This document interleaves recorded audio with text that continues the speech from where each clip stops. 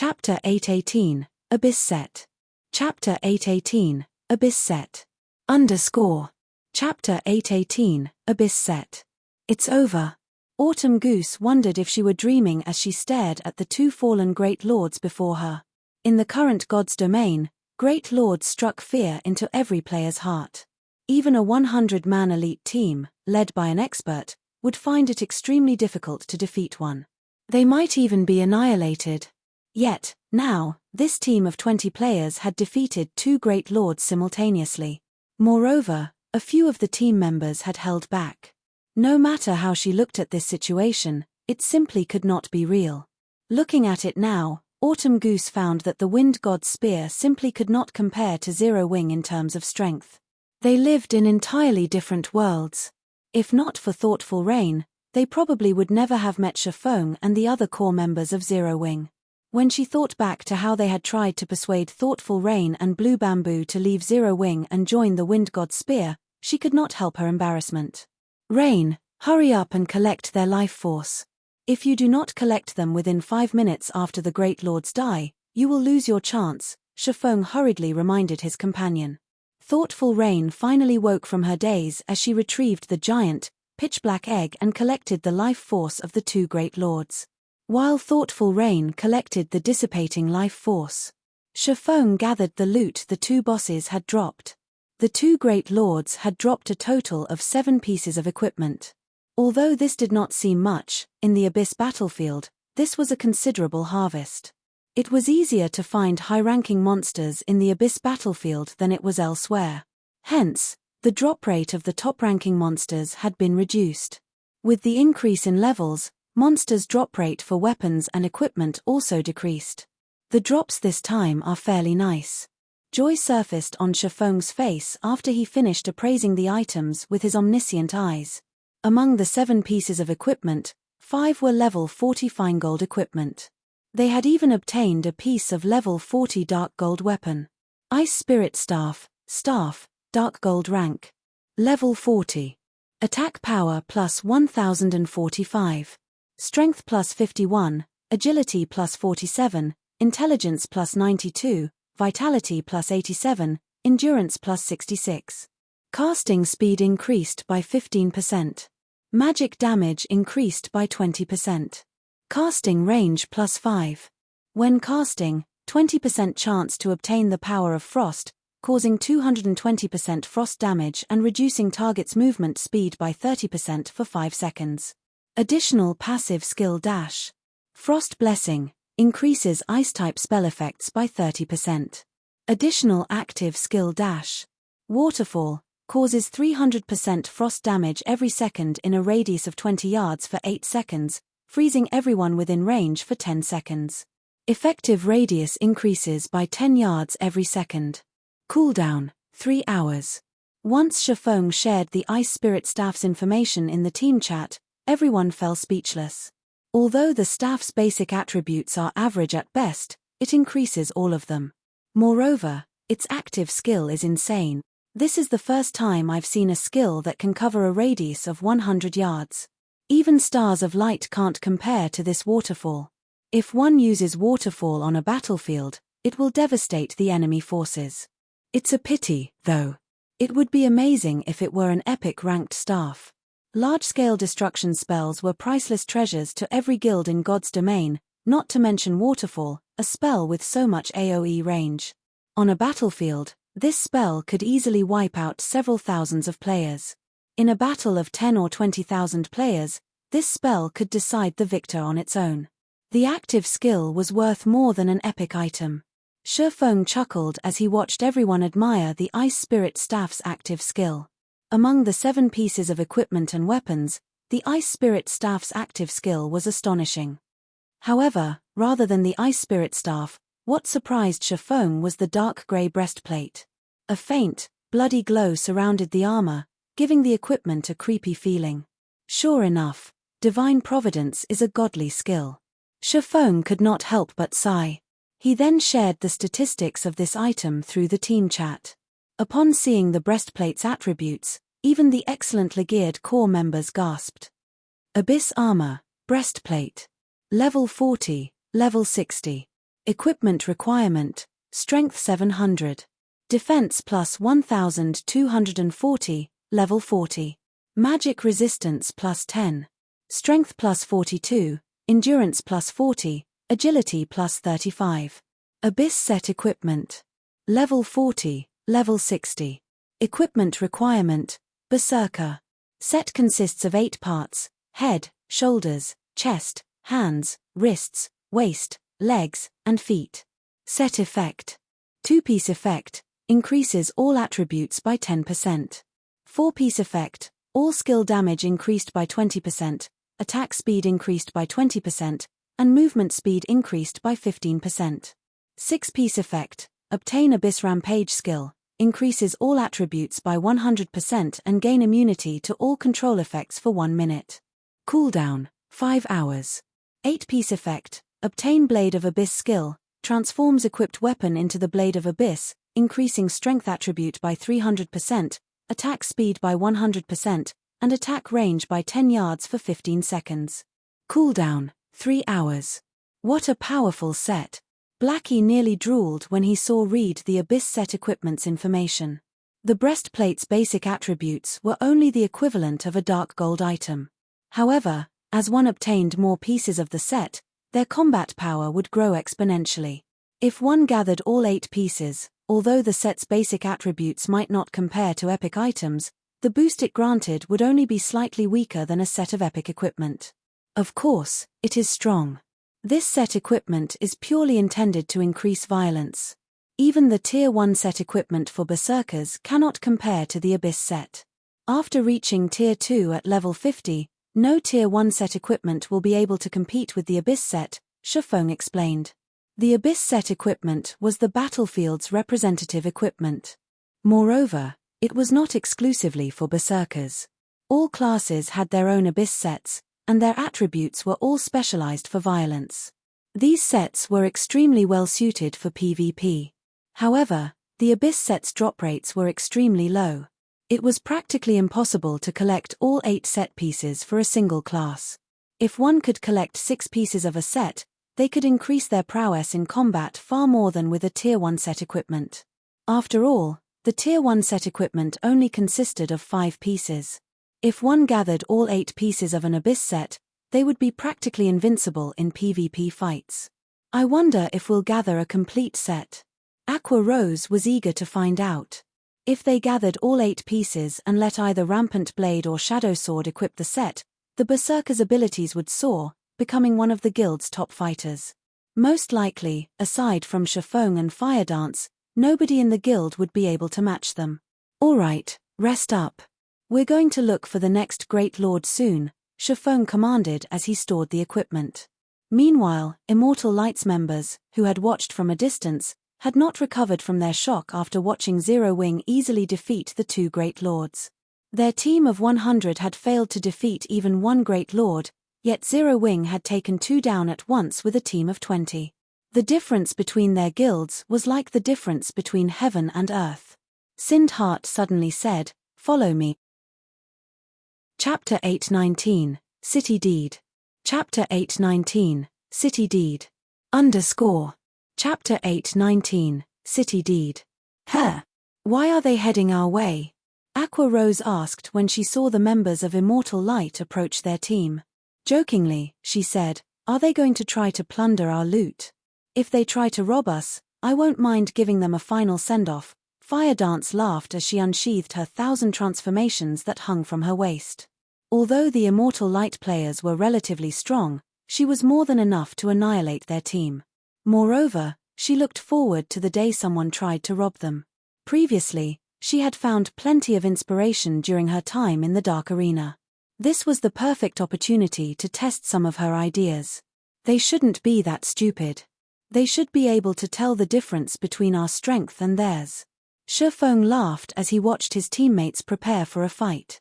Sindheart would be one of the 12 sacred elementalists of God's domain in the future. If he lacked the necessary insight to tell the difference in strength between their teams, he would never have been able to make Immortal Light a famous, first-rate guild in the Twin Towers Kingdom. Thank you for your help. If not for you guys holding off those 2 Great Lords, none of us would be alive right now, Sindhart immediately expressed his gratitude upon arriving before Zero Wing's team, his tone containing a hint of respect. Sindhart's expert companions also stared at Zero Wing's members with reverence. The heavy pressure fire dance emitted, in particular, made them breathless. If these teams fought each other, they would most likely die in an instant. It's nothing. Shifeng shrugged. If you guys are looking for great lords, we can help, Sindhart offered. On our way here, we encountered quite a number of great lords. Only, these great lords resided in concentrated areas. It's highly likely that you'll attract a second great lord while dealing with the first. Saying so, Sindhart sent Shifeng the coordinates of those several great lords. Thanks. Shifeng rejoiced when he received the coordinates. Sindhart had given him the coordinates for 7 great lords. This would save them a lot of time searching for these bosses. Glad to be of help. Sindhart smiled.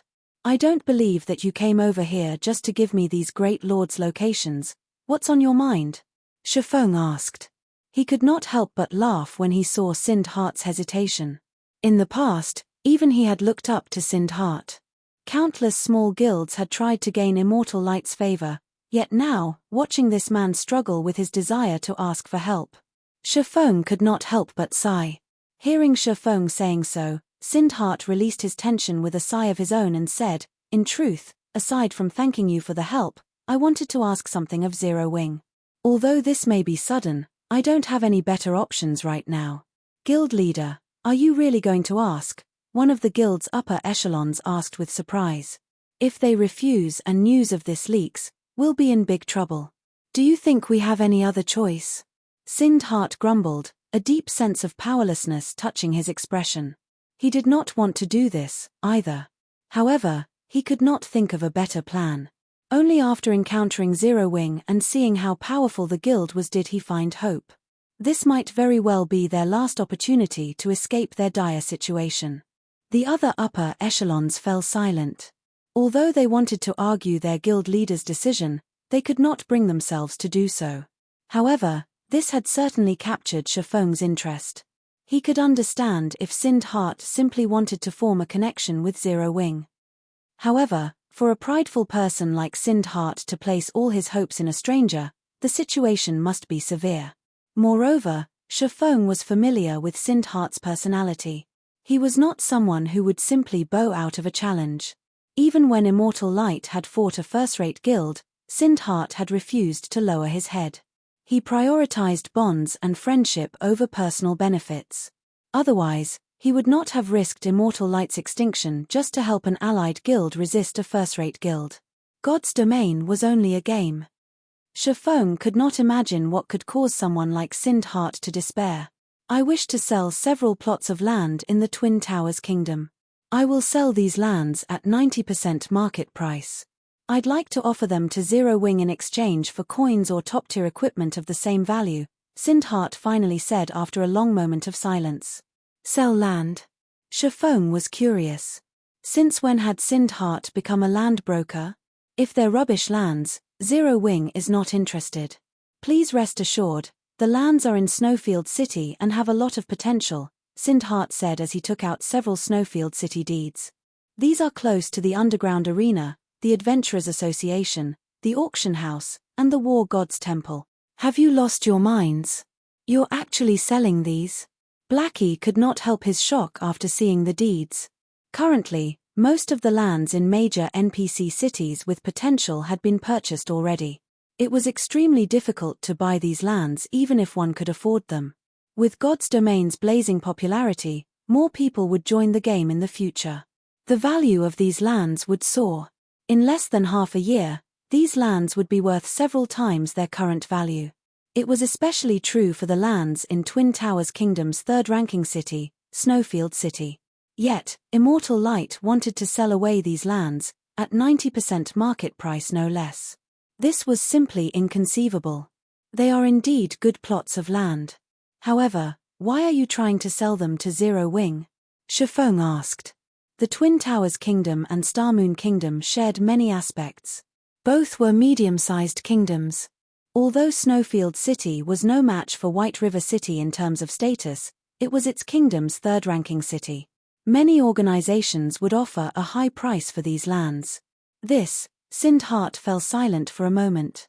Shortly after, he sighed and said, "It's not that I don't want to sell them, but nobody is willing to buy them." "Why?"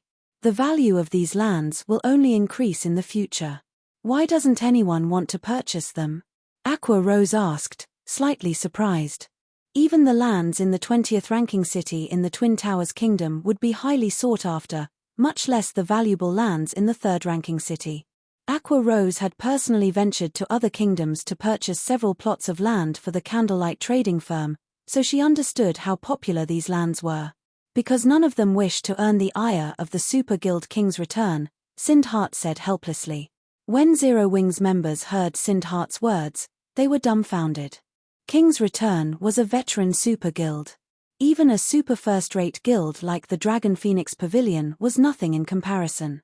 Moreover, the King's Return's headquarters was in the Glory Empire, an empire located only a short distance away from Starmoon Kingdom and the Twin Towers Kingdom. Shifeng was similarly shocked by this revelation. A small guild like Immortal Light had actually provoked a super guild like King's Return. No matter how he thought about it, this shouldn't be possible. Moreover, it would be child's play for King's Return to wipe Immortal Light out of existence.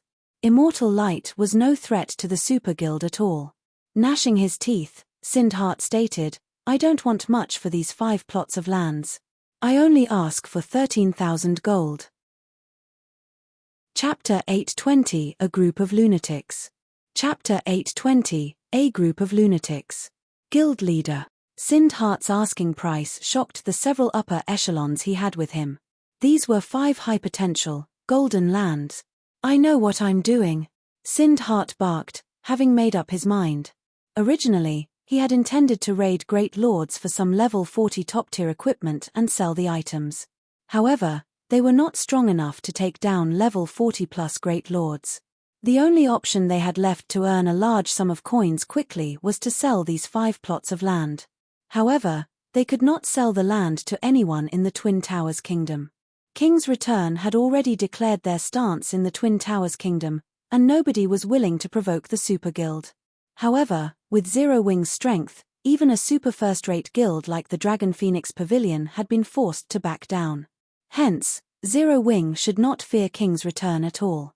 Moreover, only a large guild like Zero Wing had the financial strength to spend 13,000 gold. Zero Wing occupied a treasured land like the Stone Forest town. The magic crystals and coins the town generated could tempt even first-rate guilds. Although there were guilds in their kingdom that did not fear King's Return, these guilds would need a relatively long time to gather the required money. Unfortunately, Sindhart could not afford to wait. 13,000 gold? Shifeng had never expected Sindhart to sell these lands for so little. Based on the current market, these lands were roughly worth 20,000 gold. Even at that price, many people would fight over them. Now, however, Sindhart wanted to sell them for 13,000 gold. Shifeng could profit greatly if he bought them. Not to mention, Starmoon Kingdom and the Twin Towers Kingdom were neighbors. These lands could benefit Zero Wing when it expanded towards the Twin Towers Kingdom. It seems that Sindhart has been backed into a corner.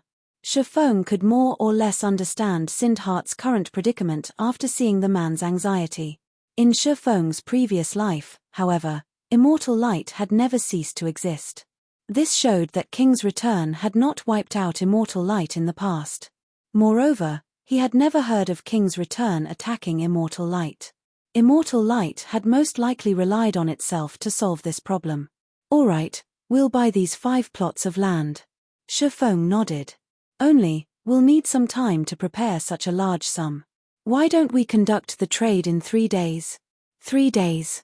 Sindhart pondered for a moment. Quickly, his tense expression relaxed as he responded, "Thank you. I'll visit Zero Wing personally." Following which, Sindhart led his guild members away from South Lake City. "Guild leader, are we really going to oppose King's Return?" Aqua Rose asked Shifeng through a private message. The Dragon Phoenix Pavilion could not compare to King's Return. Moreover, Glory Empire was not far from Starmoon Kingdom. Once mounts were available in God's domain, the Super Guild's threat to Zero Wing would not be a laughing matter. Don't worry. We're just conducting business. If we stop doing business just because a Super Guild demanded it, we might as well give up competing for dominance over God's domain, Shifeng said, shaking his head. Moreover, this isn't a major issue. If King's Return were truly angry, it would have annihilated Immortal Light already. If the Super Guild struck, Immortal Light would have no power to resist. Sind Heart had helped him in the past. Now, he was only returning the favor. Moreover, he could make a huge profit with this trade and secure Sind Heart's gratitude. If Sind Heart owed him a debt, he might be able to poach Sind Heart into Zero Wing in the future. Why wouldn't he accept such an offer? Indeed. If we can obtain those 5 plots of land, the Candlelight trading firm can start its development in the Twin Towers Kingdom. Aqua Rose agreed with Shifeng's reason. Zero Wing was no longer the weak, little guild it had been. If they cowered from such a small issue, developing the guild in the future would be a problem. If King's Return truly wanted to deal with Zero Wing, it would have to consider its options carefully. The Super Guild was not powerful enough to annihilate Zero Wing in Starmoon Kingdom. Zero Wing really is amazing. They're not even afraid of King's Return.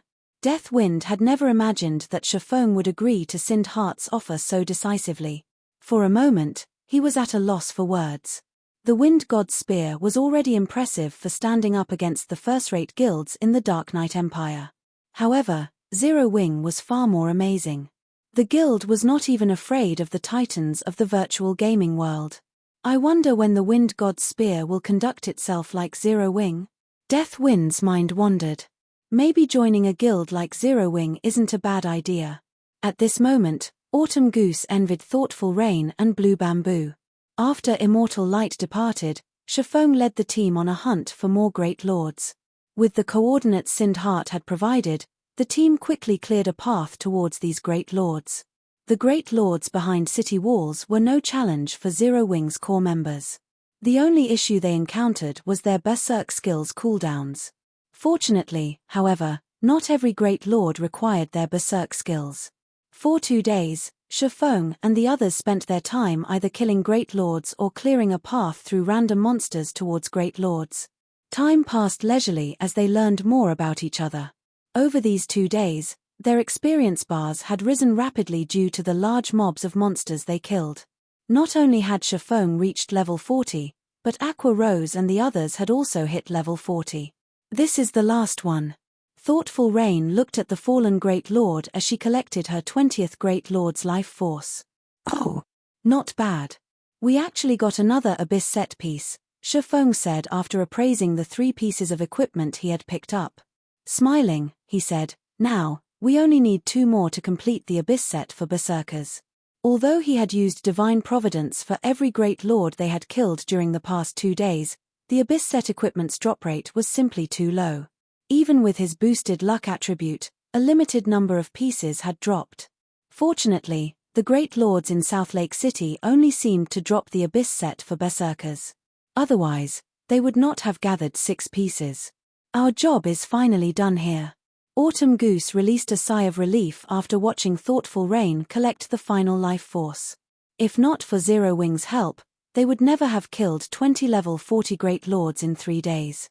In the end, the level 100, Tier 3 NPC would have hunted them down until they quit God's domain. However, after realizing that they had completed their quest, Autumn Goose was slightly disappointed. While grinding monsters and raiding bosses with Shifeng and his team, not only had they enjoyed chatting with each other, but she had also learned several techniques from Zero Wing's core members. Now that their quest was complete, they would have to go their separate ways, and she could not help her slight reluctance. Leader, since we have completed the quest, it's time to deal with the other issue, right? Fire Dance asked as she turned to the gigantic bone dragon in the sky, a glint of excitement flashing in her eyes. The rest of the team laughed at Fire Dance's jubilance. It was definitely not their style to leave a Grand Lord alone. To avoid any unnecessary risks, they had avoided challenging the Frost Bone Dragon. Now that they had finished their main objective, however, they had to kill the Grand Lord. That's a level 45 Grand Lord you're talking about. Autumn Goose could not believe that these members from Zero Wing actually considered raiding the dragon. They were insane. How can we possibly win against that with so few people? It might have been impossible before, but it is definitely possible now, Shifeng said, laughing. He then retrieved a dark gold flute from his bag. Complex runes decorated the flute, and it emitted a faint pressure. Chapter 821, Demonic Flame Tiger. Chapter 821, Demonic Flame Tiger. Is it really possible? Autumn Goose muttered doubtfully. Chills crawled down her spine despite the frost bone dragon being so far away, her instincts constantly warning her of the danger. Every time the bone dragon flapped its massive wings, the sounds of explosions rang through the air. Even a fool could see the difference between the Grand Lord and a mere Great Lord. The two were on entirely different levels. Shifeng understood this fact as well. The Frost Bone Dragon was South Lake City's final boss. Of course, it wouldn't be an easy opponent. Fortunately, however, he had two powerful trump cards. They still had a chance of victory. Moreover, it wouldn't be a major issue if they died. At worst, they would be teleported out of the Abyss battlefield. They would not suffer the usual death penalties. Following which, Shifeng played the dark gold flute, the sweet sound echoing throughout South Lake City. Rare. With a roar, a golden magic array appeared before Shifeng. Suddenly, a massive black tiger leaped out of the array. The massive tiger stood over 4 meters tall. Black flames covered its razor-sharp claws, exquisite black armor wrapped around its body. Just by standing there, the tiger's flames increased the surrounding temperature significantly. The ground beneath its feet melted under the scorching heat. The tiger was too hot to approach. What's that? Everyone was stunned by the sudden appearance of the black, flaming beast. It's a mount, of course. Shifeng walked up to the giant tiger and rubbed the soft fur on its head. He was quite satisfied with his mount. Demonic Flame Tiger, Dark Gold Mount. Level 40. HP 1 020 0001 020 000. In the past, the best mount Shifeng had ridden was only fine gold rank. In this life, however, he had obtained a dark gold mount after killing Noya, a guardian boss in the Dark Den.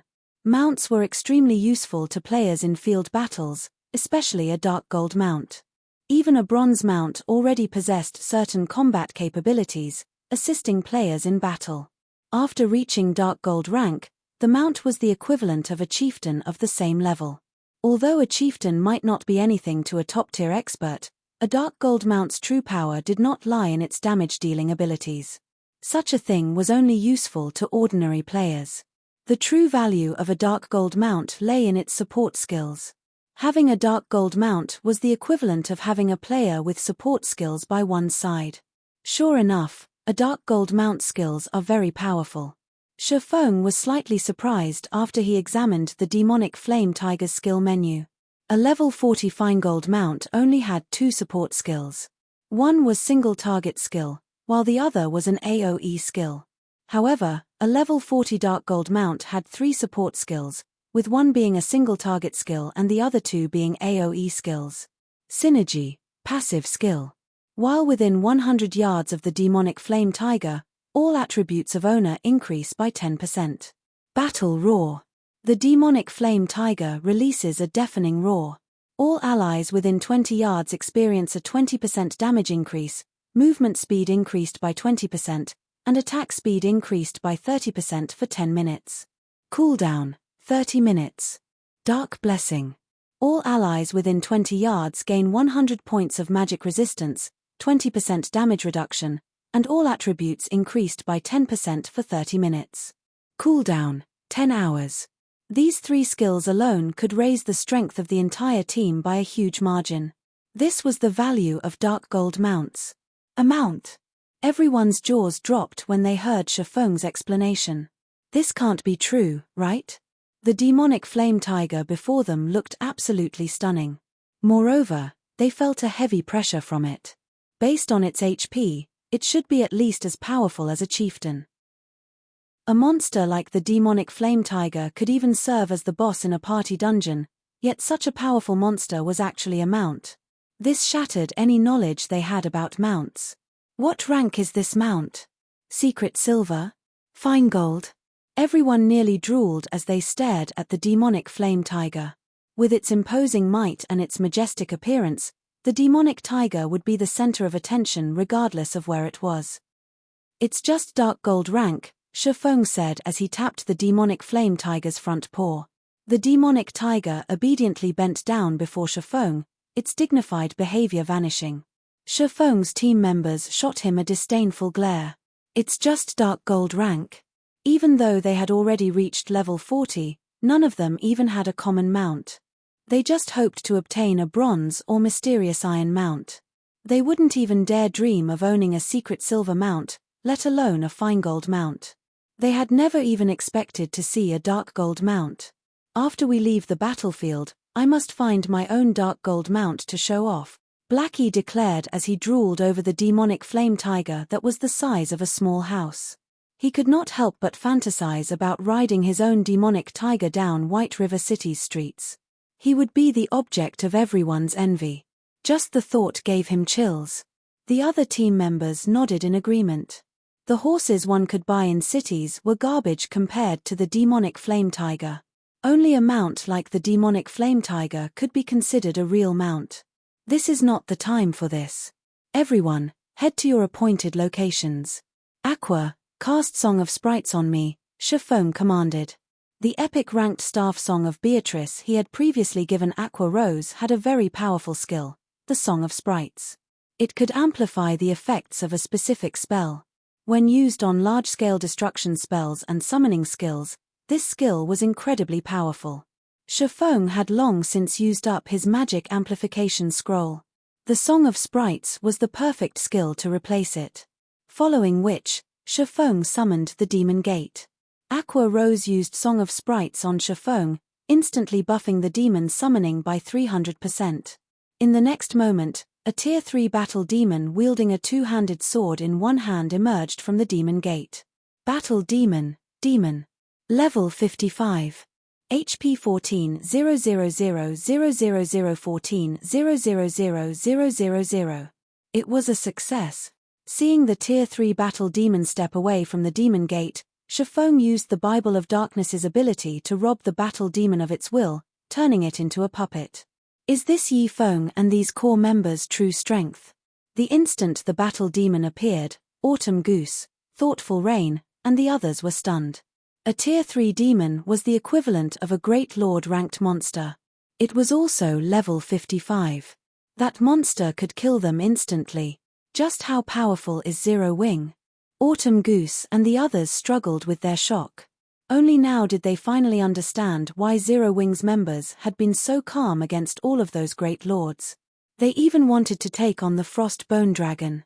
With such a powerful summoned monster, even with so few members, it was not entirely impossible to defeat the level 45 Grand Lord. Chapter 822 Adjudicator. Chapter 822 Adjudicator. Glory Empire, Imperial Capital Light City. As the main headquarters of the Super Guild King's return, Light City's prosperity surpassed even that of the Black Dragon Empire's imperial capital. The player population alone exceeded the capital's by 15 million. The player population wasn't the only indicator of Light City's prosperity. Players' levels also displayed the city's success. Currently, God's Domain's mainstream players were around level 32, while some of the more powerful elite players had reached level 35. However, if one wandered the streets of Light City, they would easily spot level 35 elite players. From time to time, one would also notice level 36 or level 37 independent players. The capital cities of various kingdoms and ordinary empires could not hold a candle to Light City. The reason behind the high levels of Light City's players was none other than the Super Guild King's return. Super guilds had very long histories in the virtual gaming world. Normally, these super guilds had their own means of nurturing experts, and they had no need to recruit powerful players from elsewhere. Moreover, the experts who enjoyed super guilds' nurturing would always rank as the top rookies of the year in the virtual gaming world, instantly becoming well-known experts. Their personal value would soar by several times. Countless players held this long-cherished dream of gaining overnight fame and riches. Hence, every year, swarms of young players would take part in the internal exam of super guilds, fighting to gain membership and participate in the guild's expert training programs. Aside from nurturing its own experts from scratch, King's Return, a super guild that had already existed for a long time, did recruit some experts from elsewhere as well. These experts would become internal members and receive a multitude of resources. If any of these experts became one of the year's top newcomers, they might even earn the privilege of becoming one of the guild's upper echelons. If that happened, they would not have to worry about a lack of money for the rest of their lives. Aqua Rose and Purple Eye were both such players. However, they had chosen their own paths. Hence, after finishing their training and paying a certain price, they left their super guild. Meanwhile, King's Return was once again recruiting experts. Hence, many players throughout God's domain had come to Light City, hoping to join King's Return. There was no lack of expert players among the crowd. Currently, many players were lined up inside King's Return's guild residence, giving the place a lively atmosphere. However, when two men entered the guild residence's main hall, the room fell silent, every gaze shifting towards these two people. Of these two, one was a middle-aged man wearing black armor. He also carried a great sword with inscribed runes, a chill radiating from the weapon. This man was a level 38 berserker. A handsome, younger man stood beside the berserker with an unruly temperament. The young man carried a staff made of sapphire crystal and wore a set of grey mage robes. Faint arcs of grey electricity surrounded his body. This man was a level 38 elementalist. Even in the entire Glory Empire, these people's level could rank at the very top.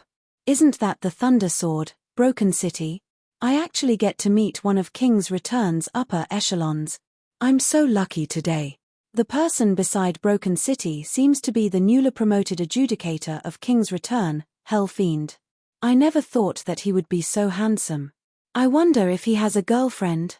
Immediately, the various players in the main hall fell into heated discussions among themselves, reverence filling their eyes as they gazed at the two latest arrivals. Every one of these players dreamed of joining the ranks of King's Return's upper echelons or obtaining the title of the guild's adjudicator one day. Hell Fiend, in particular, had obtained the position of King's Return's adjudicator at such a young age. This had been unheard of in the Super Guild's long history. Generally, experts could become an adjudicator only after many years of arduous training. The title should be out of the reach of a rookie like Hell Fiend, yet the youth had managed to obtain it. Under the crowd's watchful eye, Broken City and Hell Fiend walked into a small meeting room. A man in a black cloak had been waiting in the meeting room for quite some time. When this man noticed the two people enter the room, he immediately stood to welcome them. "Hand me the files and items. Also, give me a summary of the situation," Broken City commanded gruffly. "Understood," the cloaked man nodded. He then handed over a box and a folder before saying, "Originally, the plan had proceeded quite smoothly. However, Sind Heart encountered Zero Wing's upper echelons. Moreover, Zero Wing's people agreed to Sind Heart's offer, and they are willing to purchase the 5 plots of land. Sind Heart will be to Zero Wing to complete the trade today. Do those people from Zero Wing not know about our warning?" Hell Fiend asked coldly, frowning. Sind Heart had taken the initiative to reveal the situation to them. However, Zero Wing agreed to the purchase on the spot as if King's Return means nothing to them, the cloaked man reported anxiously, sweat beading on his forehead as he felt the weight of Hell Fiend's gaze. Pang! Zero Wing is taking us too lightly. Rage flashed in Hell Fiend's eyes as he slammed his staff into the ground, cracking it. There is no reason to be anxious. They have yet to conduct the trade, so we still have time to do something about it. I'll have someone send Zero Wing's guild leader a light warning. I believe Zero Wing will make the right choice, Broken City said, chuckling. If Zero Wing truly refuses to listen, it won't be too late for us to act. I understand, Uncle Broken, Hell Fiend said as he suppressed the rage in his heart. To him, this matter was of utmost importance. If Zero Wing dared to interfere, he did not mind annihilating the upstart guild. Elsewhere, Shifeng directed his team's battle preparations.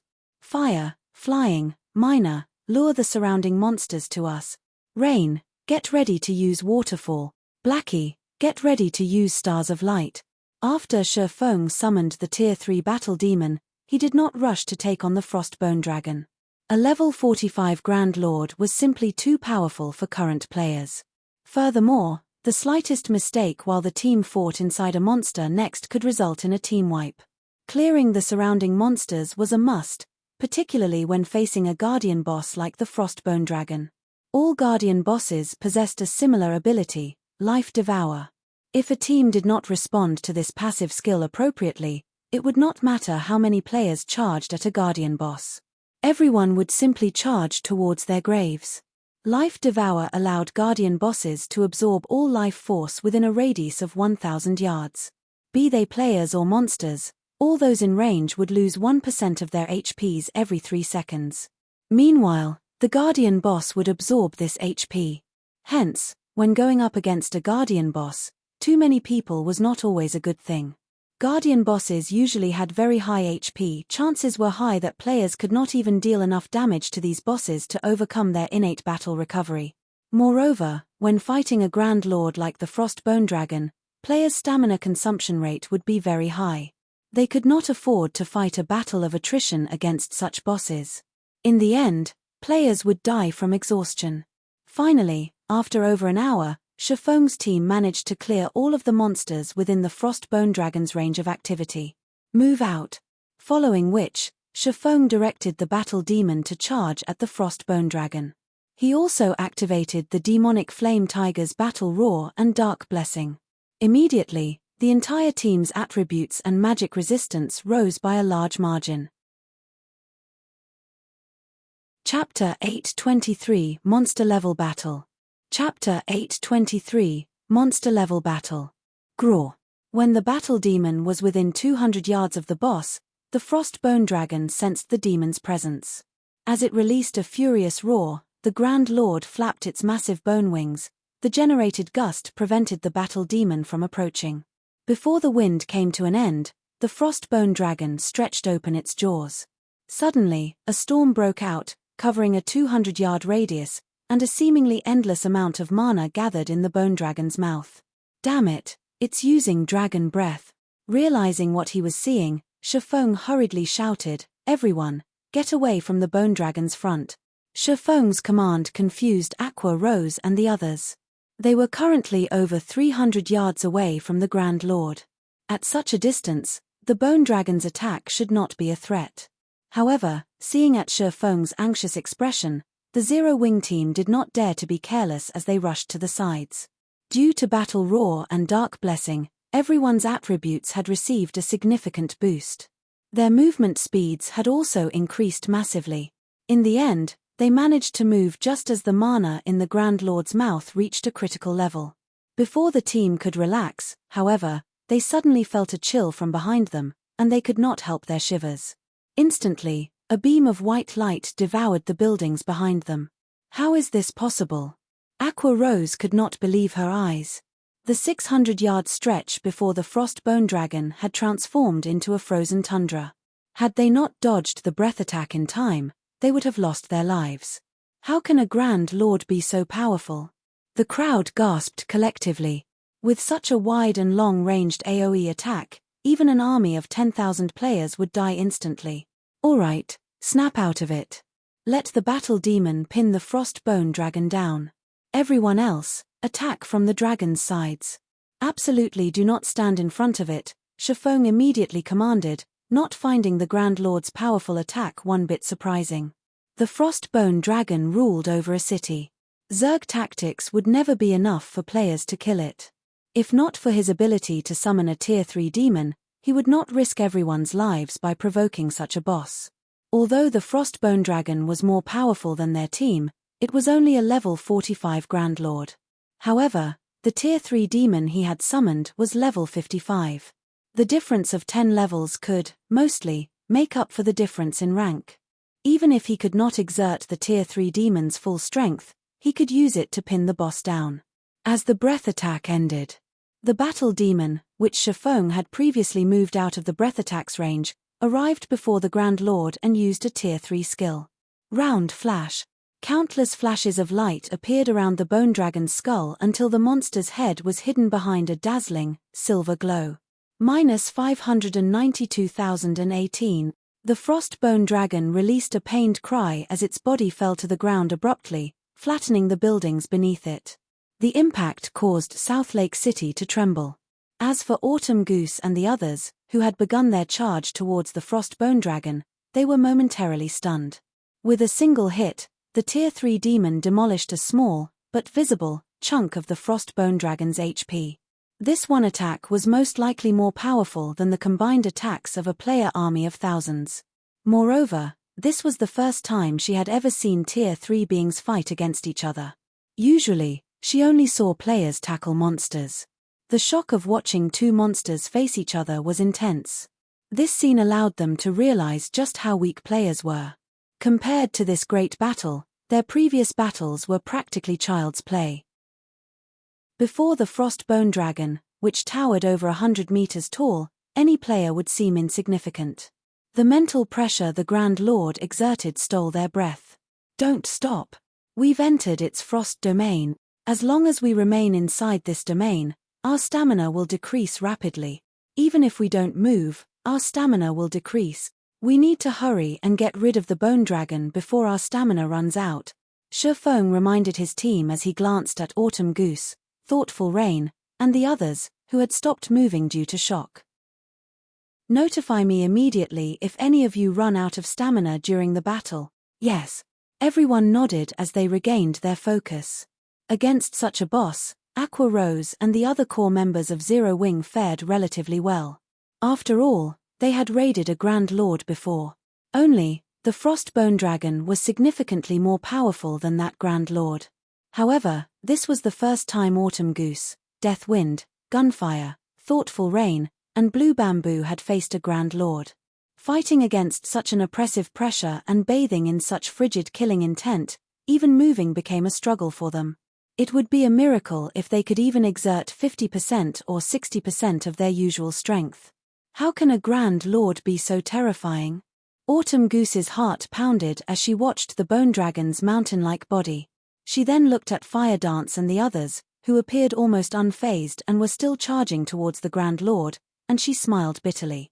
Back in the Wind God's Spear, she had always pursued adventure and excitement.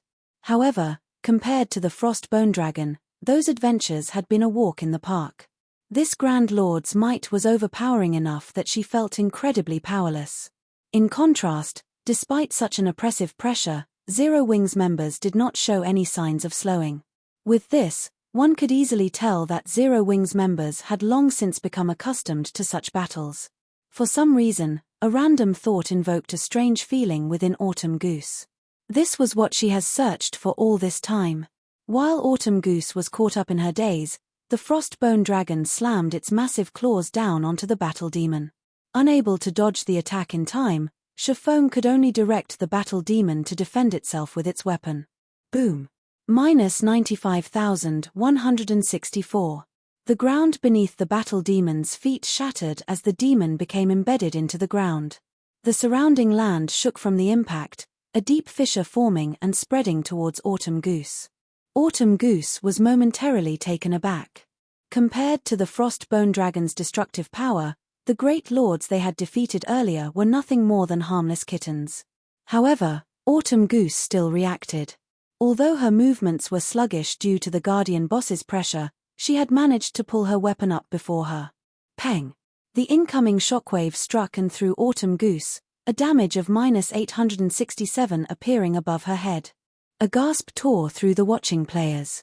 Despite standing so far away, Autumn Goose still received nearly -900 damage after defending herself successfully.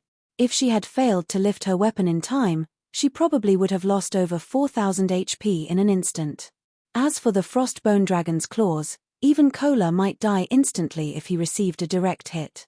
Even after activating his Berserk skill and all of his life-saving skills, he would only survive one attack at most. Fortunately, however, they had a Tier 3 demon to take the Bone Dragon's hits for them. Otherwise, they wouldn't have any chance of surviving against the Grand Lord. Shifeng simply smiled at everyone's reaction. Ordinary bosses could not compare to a guardian boss. Furthermore, the Frostbone Dragon was a member of the dragon race. It was much stronger than ordinary bosses. Even if Kola reached level 45, he could not tank this boss by himself. At the very least, they needed 3 MTS of equal caliber to handle the Frostbone Dragon. This should be far enough. Shifeng arrived beside the Bone Dragon and raised the Abyssal Blade. He swung the magic weapon down on the Grand Lord. Abyssal Curse. Chapter 824, Super Large-Scale Destruction Spell. Chapter 824, Super Large-Scale Destruction Spell. Seal. Shifeng shouted low. Suddenly, a massive, black magic array appeared beneath the Frostbone Dragon's feet. Even with its gigantic body, the magic array enveloped the Grand Lord, and an endless stream of black fog penetrated the Bone Dragon's body, slowly corroding it. Roar. The Frostbone Dragon struggled, trying to break free from the array's bindings, but no matter how hard it fought, it could not expel the black fog from its body. Everyone on the team immediately used their most powerful skills against the Frostbone Dragon. Lifting his spear, Gunfire leaped into the air and used Beheaded. Peng. Although the Frostbone Dragon had received the attack without any resistance, when Gunfire's attack struck the Grand Lord's white bone, it felt as if he had just hit a solid wall. Not only did the attack fail to cause any external damage, but the resulting vibration also inflicted pain to his own hand. His attack had only caused slightly over -700 damage. What kind of defense is this? Horror filled Autumn Goose as she stared at the damage. No matter what was said or done, Gunfire was one of the top-ranking experts in the Wind God's Spear. He was very well equipped. Even against all those great lords prior to this fight, his beheaded skill always dealt around -2000 damage. Now, however, even after receiving a significant boost to his attributes, his beheaded had only caused around -700 damage. The Frostbone Dragon's defense had to be more than double that of the previous great lords.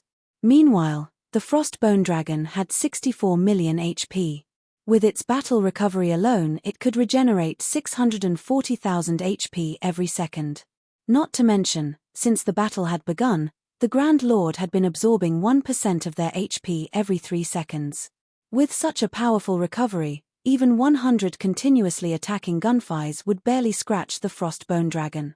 They would be no threat to the Grand Lord at all. Fire Dance then jumped up from the Frostbone Dragon's right, landing on the Grand Lord's spine, instantly executing Absolute Strike. However, when Thousand Transformations, which was even sharper than the Sacred Sword Killing Ray, cut at the pearly white bone, the short sword only dug 3 centimeters deep into the bone before coming to a halt. -14,489. Why is there such a huge difference in defense? Fire Dance frowned. Absolute Strike was her most powerful burst skill, yet even after a critical hit, the skill only dealt over -10,000 damage. At this rate, they would die from exhaustion before they could kill the Frostbone Dragon. If this was already the case for Fire Dance, there was no need to mention how little the others could do against the Frostbone Dragon. Everyone's most powerful skills had only managed to deal around -4,000 damage to the Grand Lord. Only after including Shifeng's damage did the team barely deal enough to overcome the Frostbone Dragon's recovery. At this rate, they would need to fight for 5 or 6 hours to kill the Grand Lord. Unfortunately, it would be a miracle if everyone's stamina lasted for 10 minutes. As for the Battle Demon, although it was very strong, the Frostbone Dragon easily blocked the majority of its attacks.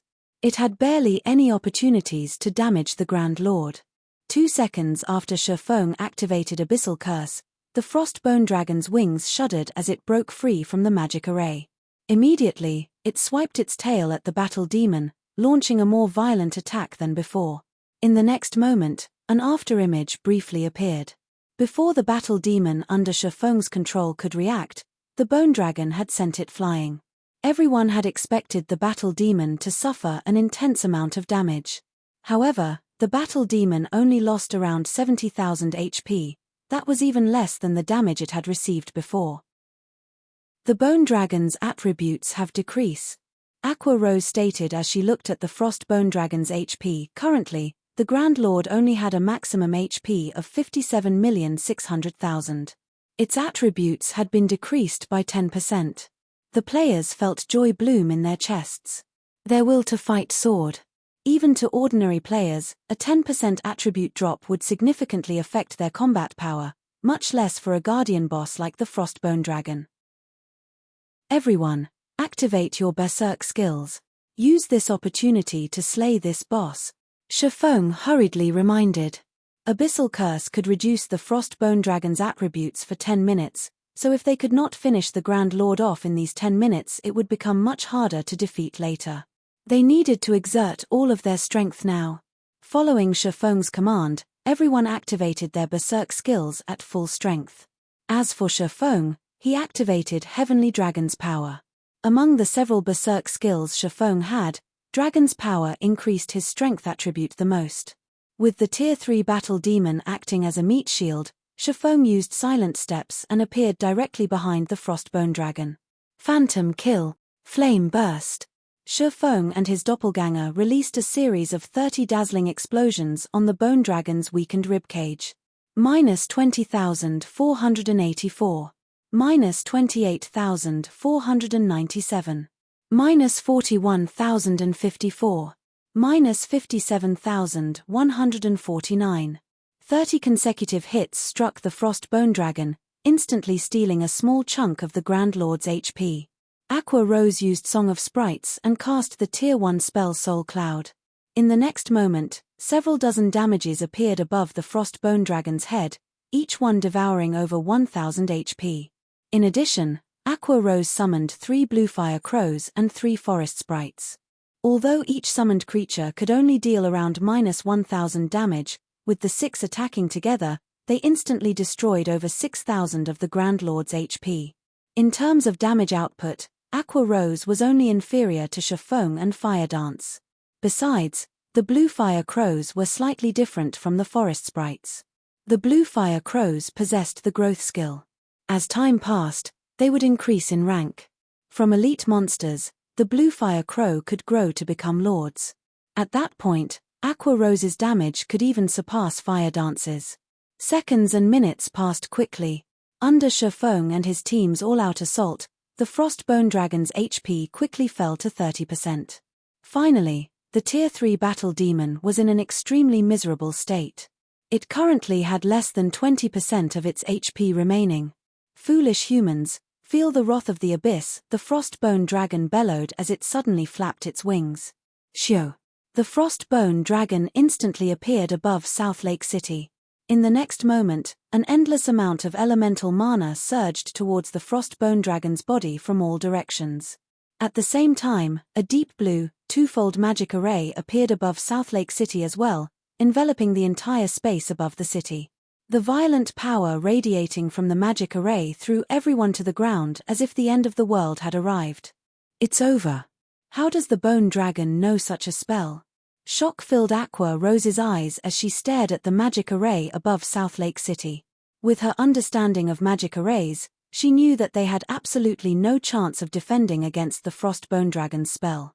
They could only wait for death to claim their lives. With spells like this, how can anybody defeat the Frostbone Dragon?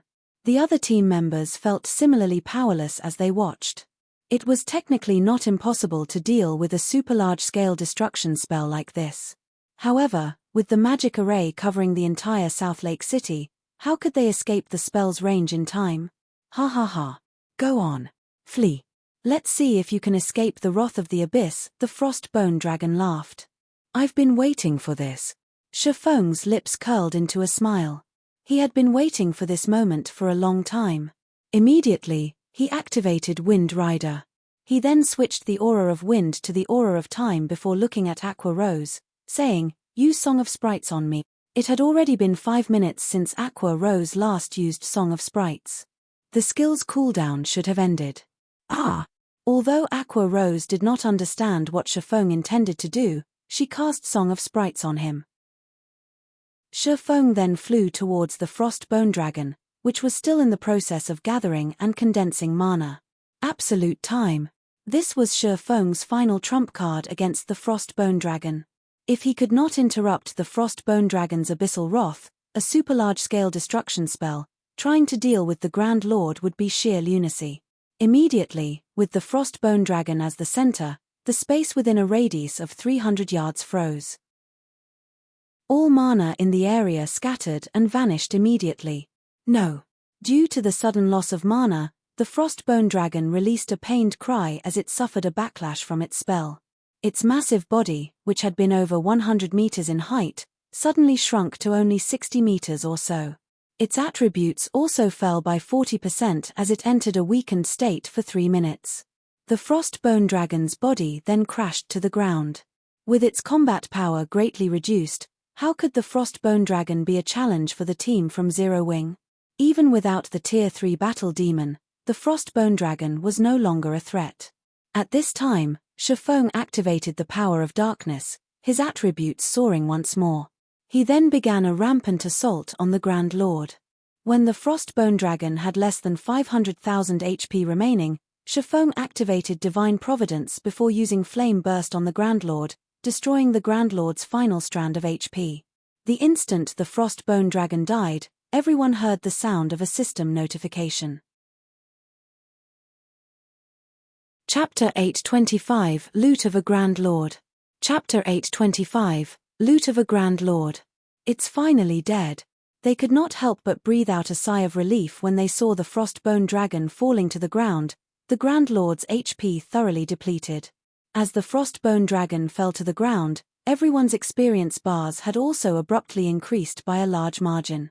So much EXP.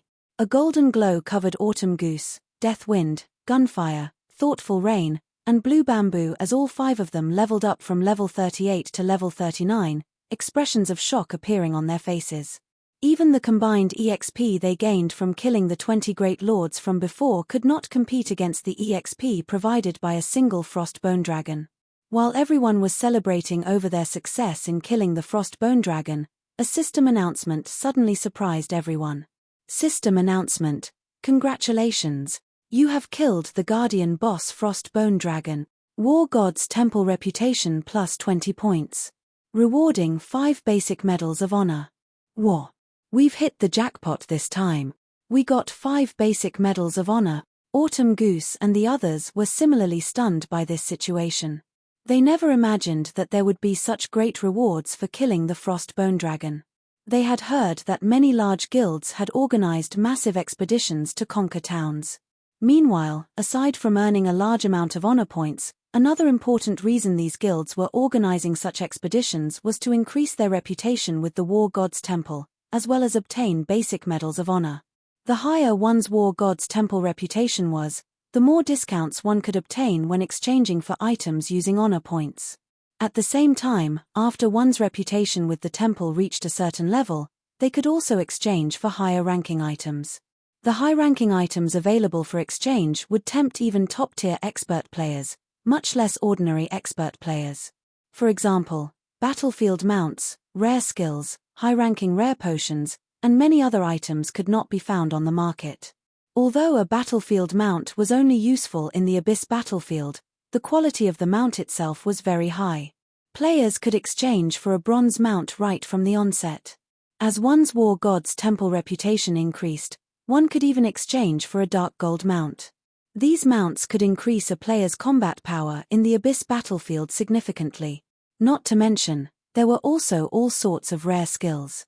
However, aside from needing a large amount of honor points, these high-ranking items also required one other thing for which to exchange. And that item was the basic medal of honor. Exchanging for a single bronze battlefield mount required 20 basic medals of honor and 30,000 honor points. Without basic medals of honor, even with all the honor points in the world, one would not be able to exchange for items that were truly useful to players. However, it was extremely difficult to obtain a basic medal of honor. From the knowledge they gained through the research done over the past few days, for players who participated in capturing a town there was only a single basic medal of honor awarded. Now each of them had obtained 5 medals. That was equivalent to capturing 5 towns. If one wanted to exchange for a bronze mount, they'd need to capture a total of 20 towns. Capturing a town was easier said than done. Unlike the outside world, Once players died in the Abyss battlefield, they had to wait until the next day to enter the battlefield again. Hence, one's life was essential in the Abyss battlefield. To avoid death, players would usually act carefully and spend a long time raiding a single town. However, there were currently no bronze mounts being sold on the market at all.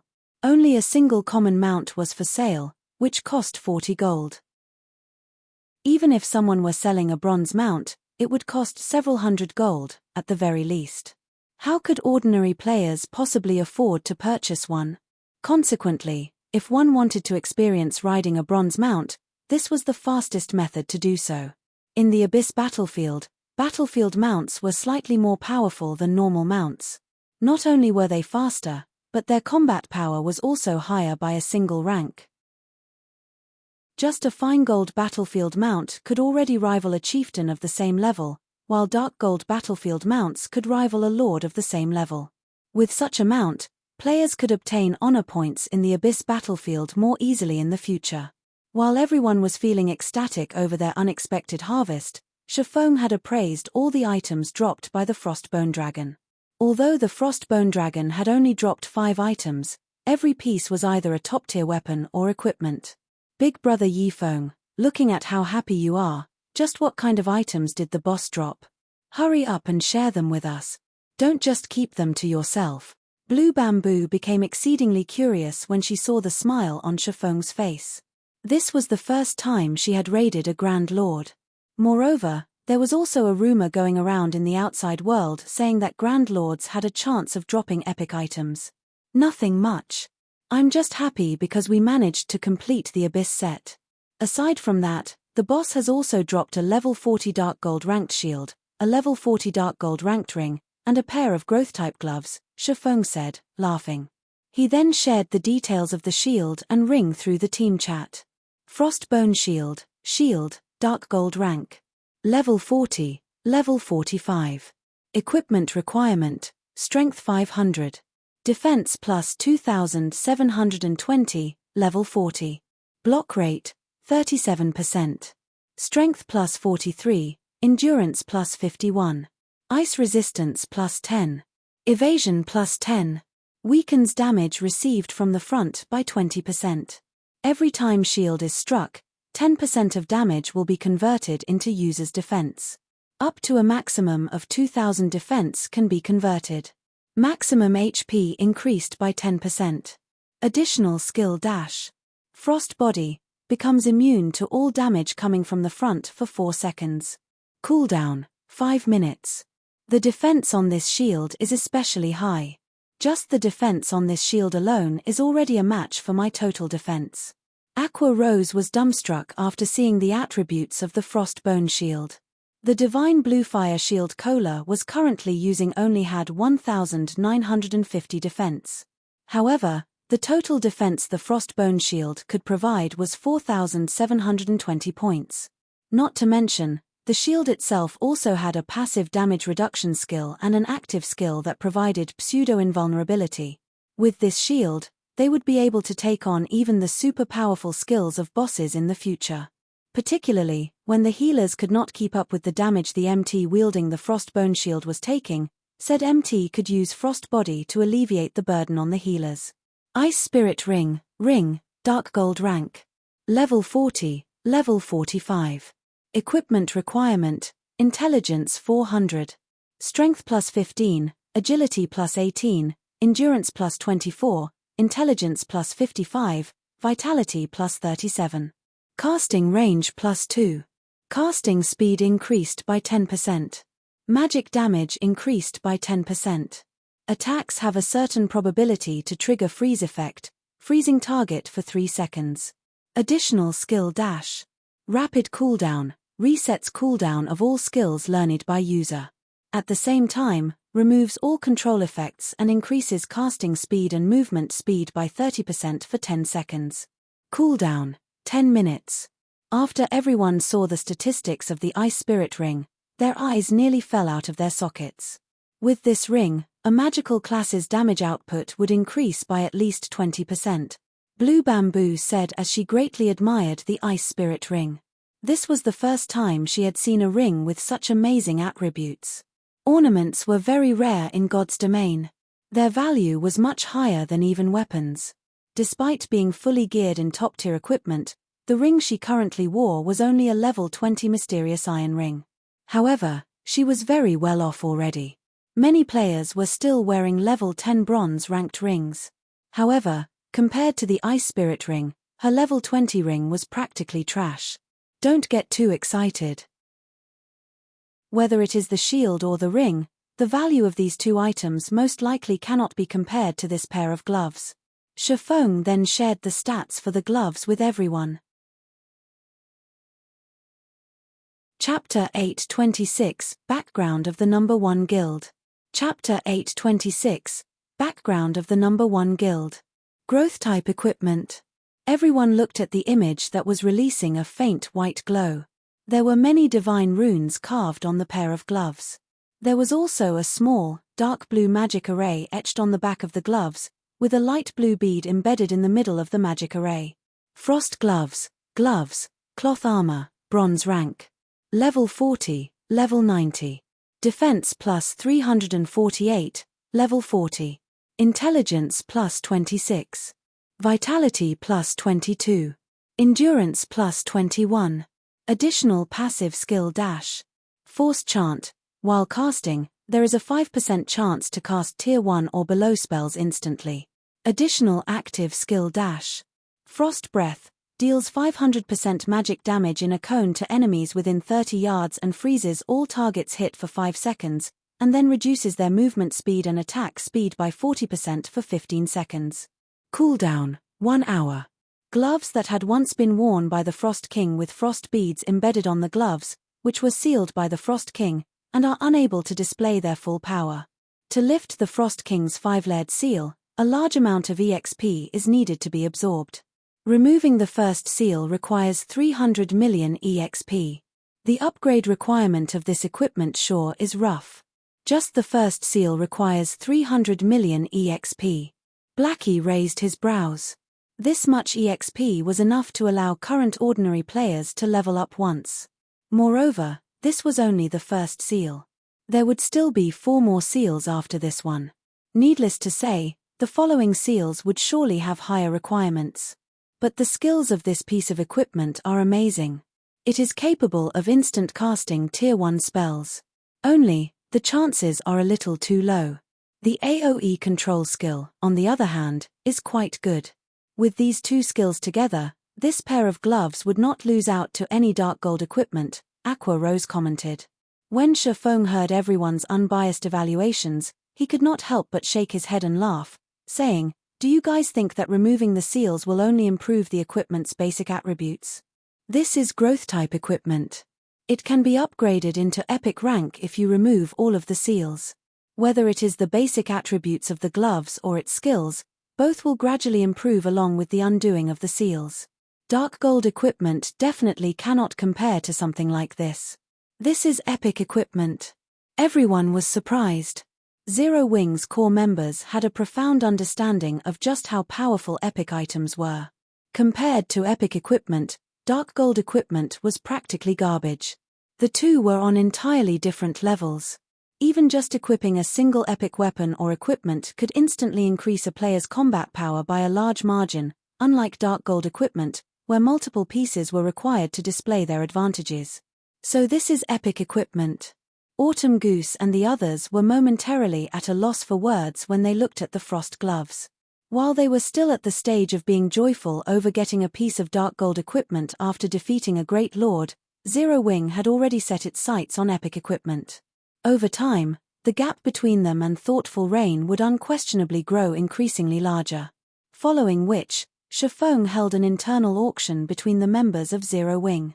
This scene caused Autumn Goose, Death Wind, and Gunfire to grow exceedingly envious. They never imagined that, even for such powerful equipment, Zero Wing was willing to distribute them through an internal auction. In other guilds, such equipment was usually distributed based on the team leader's designation. In the end, the Frostbone Shield was won by Yi Wumian, while Thoughtful Rain obtained the Frost Ring. This outcome greatly surprised Thoughtful Rain. Of course, Part of the reason for such a result was because the other magical class members of the team had all set their sights on the frost gloves. Unfortunately, the gloves were still won by Aqua Rose in the end.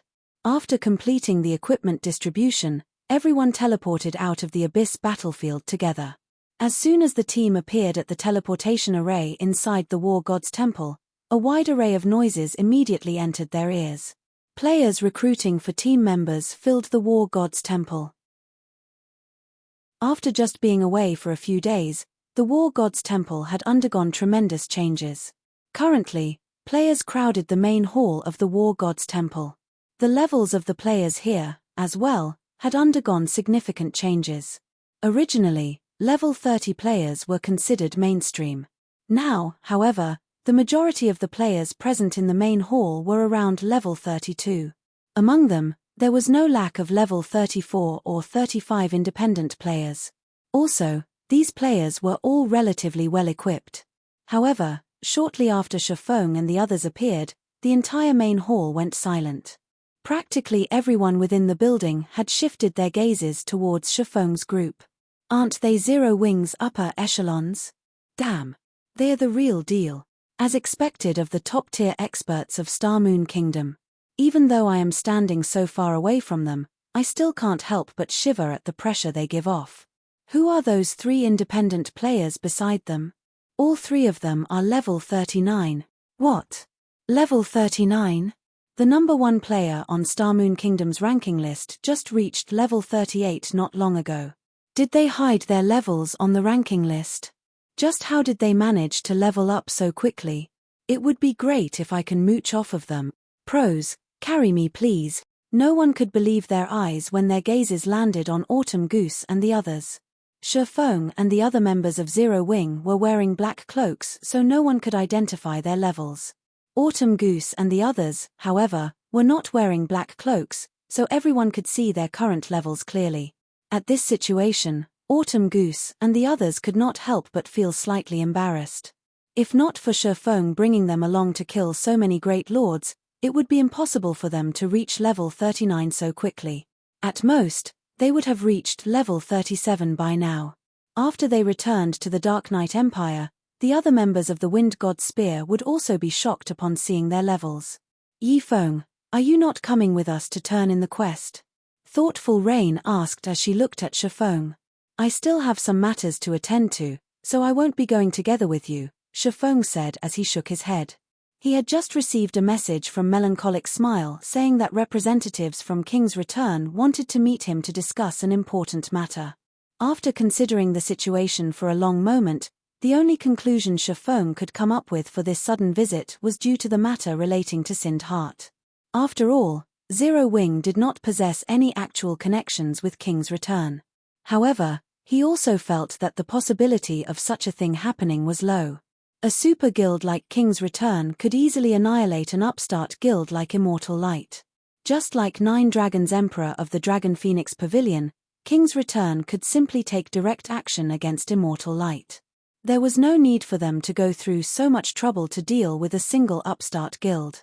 However, since people from King's Return had come personally to visit him, no matter what was said and done, it was necessary for him to pay back their sincerity.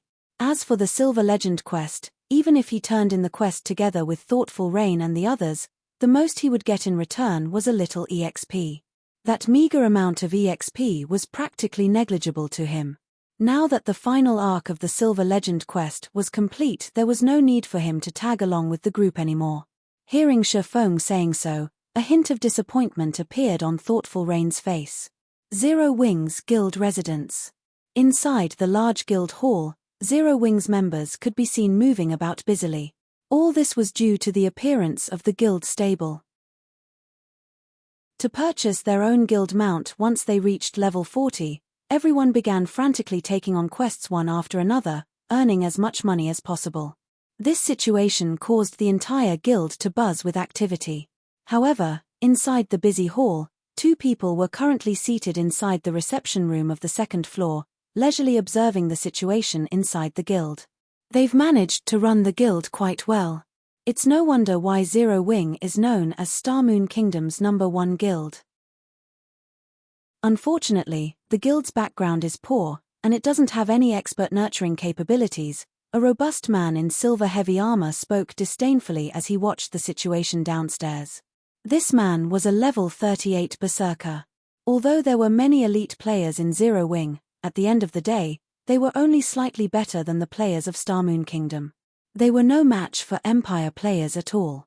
It was especially true when comparing the levels of expert players. Currently, the highest-leveled player in Starmoon Kingdom had only recently reached level 38. On the other hand, many of the players on Empire ranking lists had already reached level 39. At this moment, the doors to the reception room abruptly opened. Shifeng, who was currently using his appearance of black flame, then walked into the room. Level 40? How could this be? Chapter 827, Sword King Black Flame. Chapter 827, Sword King Black Flame. As Shifeng entered the elegant reception room, he did not bother with disguising his current level. The robust man's gaze fixed on Shifeng, confusion filling his eyes. A guild in Starmoon Kingdom actually had someone higher leveled than the number 1 player on the Glory Empire's ranking list. No matter how he thought about it, this was inconceivable. Their levels were already quite high, so they required a tremendous amount of EXP to level up. It was especially true for leveling from level 39 to 40. All those who held their rank on the ranking list practically grinded without rest. Moreover, ordinary experts could not compare to their efficiency. Usually, these rankers had groups to lure and damage monsters for them. When the monsters dropped to their final strand of HP, these rankers would strike the final blow, taking the majority of the monster's EXP. Either that or these rankers formed teams who possessed AoE attack spells and had others lure hordes of monsters to these AoE teams. They would then rotate through each team, sharing the EXP as they killed the monsters. The basis of these systems was sacrificing other players' EXP. Only large guilds had the power to employ these methods. With such a grinding efficiency, the EXP these rankers obtained was many times more than what ordinary expert teams could earn while grinding. Only with this technique could they exceed other players by so many levels. Even so, Shifeng had still surpassed them by such a large margin. I am Black Flame. What business do you have with me? When Shifeng examined the 2 representatives, he realized that he had met one of them before. The robust man was none other than the berserker, Thunder Tiger, whom he had met when he sold equipment in Blackwing City. Aside from the unruler-looking Thunder Tiger, Shifeng also recognized the indifferent youth beside the berserker. The youth's name was Ordinary Stranger. In the past, he had been one of King's Return's top 10 summoner experts. These 2 people were extremely powerful. Both could rank with Starmoon Kingdom's top 10 experts. Even the top-tier experts in first-rate guilds could not hope to compete with either of these 2. Their levels alone made this evident. Among the 2, one was a level 38 berserker, while the other was a level 38 summoner. Most likely, they leveled far faster than even the number 1 player on Starmoon Kingdom's ranking list. Their equipment was even more impressive. Both were fully geared with level 35 top-tier dark gold equipment. The staff in Ordinary Stranger's hand especially. One could not judge the staff's quality based on its appearance alone. However, Shifeng knew that the staff in Ordinary Stranger's hand was a magic weapon. In God's domain, although there were far fewer magic weapons than epic weapons, they were significantly less difficult to obtain. One did not need to kill some kind of super-powerful boss to obtain a magic weapon. Players also did not need to complete an epic quest. Instead, a magic weapon's procurement depended on luck. Players might unexpectedly obtain a magic weapon by completing a hidden quest. They might even find a magic weapon when they opened a high-ranking treasure chest. Although magic weapons had helped many players become experts, they had ruined far more. Ordinary Stranger was one of those people who had managed to control a magic weapon in the past. Hence, he had become one of King's Return's top-ranking experts. Otherwise, he would never have become one of the Super Guild's top 10 summoners. Hello, Guild Leader Black Flame.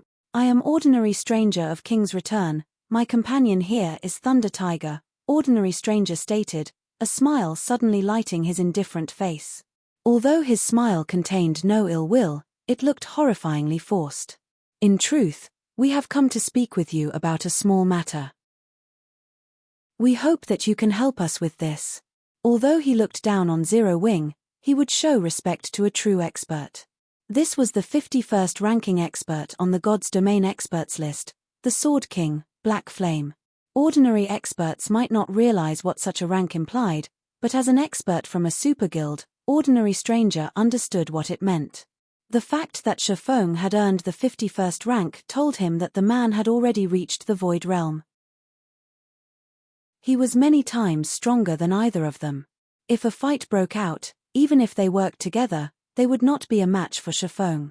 After meeting Shifeng personally, Ordinary Stranger felt that the man had grown a lot stronger. He was particularly convinced when he saw the exquisite mold and intricate runes of the weapons hanging from Shifeng's waist. Although their special effects were hidden, he was certain that dark gold weapons could not compare to those two blades. Based on the rumors floating around, these two weapons could very well be epic weapons. Epic weapons. Even experts like themselves only obtained weapons like those in their dreams. Currently, only the guild's monster-level characters possessed epic items. As to whether or not those items were weapons, that was one of the guild's absolute secrets. Even they had no clue. Even a super guild like King's Return had gone to great lengths to obtain these epic items. Hence, it was truly hard to imagine that the guild leader of an upstart guild actually wielded two epic weapons. You're looking for my help. Interesting. King's Return is a super guild. Is there truly anything your guild can't do in God's domain? Shifeng said, laughing. Guild leader Black Flame, you jest, Ordinary Stranger said hurriedly. We really need your help with this situation. All right, tell me, what business do you have with me? Shifeng waved his hand dismissively. Recently, we've heard that Zero Wing plans to buy some of Snowfield City's lands. We would like to dissuade you. In return, King's Return will provide Zero Wing with a plot of Light City's land, allowing the Candlelight trading firm to develop there, Ordinary Stranger explained. Although Snowfield City was the third largest city in the Twin Towers Kingdom, its player population could not compete with Light Cities. The difference between the two cities was simply too massive. Even an extremely ordinary plot of land in Light City was far more valuable than Snowfield City's golden lands. Can you tell me which plot of land you are offering? Shifeng was slightly surprised. He had never expected King's Return to be so generous. Only the extremely wealthy could afford land in imperial capitals. Moreover, even if one managed to purchase one or two plots, without the endorsement from the city's ruling guild, one's business would fail. The ruling guild would cause all sorts of trouble to chase away their customers, going so far as to kill the players who dared to spend gold at their shops. This was especially true for imperial capitals in which super guilds had set up their headquarters. In a few years, the players within these imperial capitals would either become members of the guild, guests who had business with these super guilds, or players who supported these super guilds. It would be practically impossible these guilds' foundations in their home cities. Hence, even if one could afford the land in an imperial capital, most guilds usually avoided them. After all, these lands would only become expensive paperweights. Of course, it was a different story if one obtained the permission of the ruling guild. This was why Shifeng wanted to cooperate with Phoenix Rain. Since King's Return would willingly allow the Candlelight trading firm to develop at Light City, once the trading firm set up a shop, that shop would most likely earn more money than 5 or 6 kingdom cities combined. After all, the player population in Light City was that massive. Here it is. Ordinary Stranger took out a drawing. This was none other than the map of Light City. A red dot had been marked on the map's top corner, representing the land for resale. The slums. Chapter 828, Chased Out. Chapter 828, Chased Out. Shifeng thought he had interpreted the map wrong when he examined the marked location. Cities in God's domain generally had many districts. Among them, the most important was the trade area. Normally, when players tried to set up a shop, they purchased land in the trade district. Following the trade area would be the nobles district. The nobles district housed the city's library and the war god's temple. Naturally, players frequently visited these locations. The Commoners' District followed the Nobles' District. The Commoners' District contained the Adventurers' Association and the Underground Arena. Hence, that district enjoyed quite a bit of player traffic as well. The district with the worst traffic was the slums. There were practically no establishments in the slums that could attract players to the area. Very few players were willing to visit. Hence, in every city in God's domain, the lands in the slums there were the cheapest. Opening a shop there was no different than throwing money into the furnace. "This is your offer?" Shifeng asked, laughing. After all that talk, King's Return wanted to trade a worthless location for 5 valuable plots of land.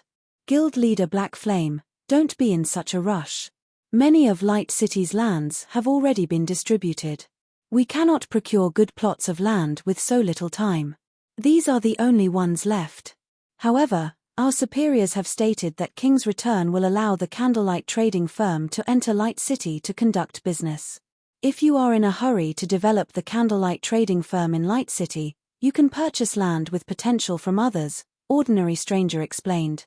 In Ordinary Stranger's opinion, this offer was a powerful show of faith towards Zero Wing. Light City was King's Return's main headquarters. The city was home to more than 10 million players. In the future, that number could definitely climb to 20 million, or even 30 million. It was not an exaggeration to say that every inch of land in Light City was worth its weight in gold. To obtain a share of this golden pie, all Zero Wing needed to do was to turn away from those 5 plots of land in Snowfield City. There were lots of guilds that hoped to set up a shop in Light City. The fact that King's Return had agreed to let the candlelight trading firm set foot in Light City was an opportunity that many guilds dreamed of, but could not obtain. "What if I refuse?" Shifeng asked. Although Ordinary Stranger's offer sounded nice, what fool would actually sell the high-potential land they had only obtained after so much trouble? In the end, Zero Wing had nothing more than an empty promise at the loss of 5 very high-potential lands. Wasn't King's Return being a little too arrogant? This Ordinary Stranger was taken aback. He had never dreamed that Shifeng would actually consider turning his offer down. Coldly, he replied, "I hope that guild leader Black Flame will rethink this carefully. King's Return is a super guild. Is it really worth offending us over a few plots of land? All right, enough. You two can leave now," Shifeng said as he gestured towards the door. "Are you doing this because of immortal light?" Ordinary Stranger suddenly said coldly, "Guild leader Black Flame, think this over. I can tell you that immortal light is a sworn enemy of King's Return. We must annihilate this pest. If Zero Wing helps immortal light, you will incur King's Return's wrath as well." "Now, that is interesting," Shifeng said, his lips hooking up into a grin. He then continued, saying, "Do you think that Zero Wing is afraid of King's Return?" Hearing Shifeng's bold question, both Ordinary Stranger and Thunder Tiger were stupefied. They had not expected Shifeng to brush the Super Guild off like that. Super Guilds were different from other guilds. They were the true overlords of the virtual gaming world. In the virtual gaming world, aside from the few transcendent powers and other super guilds, nobody would dare disregard a super guild. However, when they thought back to how Zero Wing treated the Dragon Phoenix Pavilion, it was possible that the guild would ignore King's Return's threat. "Both of you can get lost this instant. Oh, and go back and tell your superiors this. What Zero Wing does is of no concern of King's Return. I will buy those plots of land." "You can be certain of that," Shifeng declared, a frosty glint flashing in his eyes. Sindheart had helped him many times in his previous life. Moreover, since he had already promised Sindheart to buy those lands, he would not go back on his word. He had only wasted so much time talking to these two representatives to gauge what King's Return stance was towards immortal light. Although Zero Wing could not defeat a super guild in Star Moon Kingdom, it had no reason to fear them either. As soon as Shifeng finished speaking, the temperature in the room dropped by several degrees. Both Ordinary Stranger and Thunder Tiger suddenly felt their bodies grow cold. Their instincts shouted warnings, reminding them that they were in an extremely dangerous situation and that they could lose their lives at any moment. Both Ordinary Stranger and Thunder Tiger knew that they were not a match for Shifeng. Helpless, they could only leave Zero Wing's residence without accomplishing their objective. What are we supposed to do now? Thunder Tiger asked as he looked back towards the guild residence. Are we just going to return and report this? What else can we do? Ordinary Stranger had not expected Shifeng to be this insane. He was actually willing to offend King's Return for a meager guild like Immortal Light. Let's find a quiet location and report to Elder Broken City. We'll let the Elder decide how we should proceed. The two experts immediately ran to a high-class restaurant and rented a VIP room. They intended to report Shifeng's reply, word for word, to Broken City. Meanwhile, Shifeng arrived at the candlelight trading firm. Melancholic, how many strengthening devices has your team completed? Shifeng no longer carried a fortune. Although he had earned quite a bit through Stone Forest Town and the candlelight trading firm while he had been gone, after deducting the guild expenses and the magic crystals, which could not be sold, he only had roughly 4,000 gold on hand. Of course, to any first-rate guild in God's domain, having 4,000 gold of liquid funds after deducting guild expenses was practically a dream. However, if Shifeng wanted to purchase those 5 plots from Sindheart, he did not have nearly enough money. He also had a city waiting for him to build. Inside a VIP room in a high-class restaurant. Is that all? Broken City asked with gravelly tone through the video chat. Yes, that is all. After that, Black Flame chased us out, Ordinary Stranger explained softly. Since Zero Wing is adamant about poking its nose into our business, we should teach the guild a small lesson. I'll have Hell Fiend lead the Falcon Legion over. Find out where Zero Wing's core members are right now. When the time comes, we won't let any of them survive. Broken City declared before disconnecting the call. Both Ordinary Stranger and Thunder Tiger were stunned.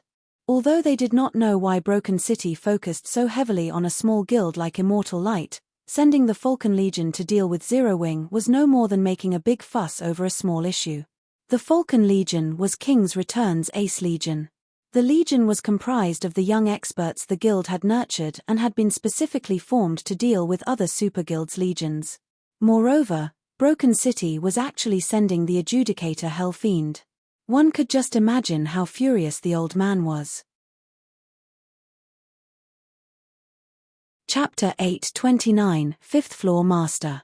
Chapter 829, 5th Floor Master. Blackwing City. Many players hawked their wares on the wide, flourishing streets of the city. Shifeng had already reverted to his original appearance and made his way towards the Blackwing auction house.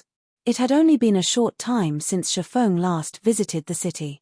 The street the Blackwing auction house resided on had become a player market. It was even more lively than an empire's imperial capital.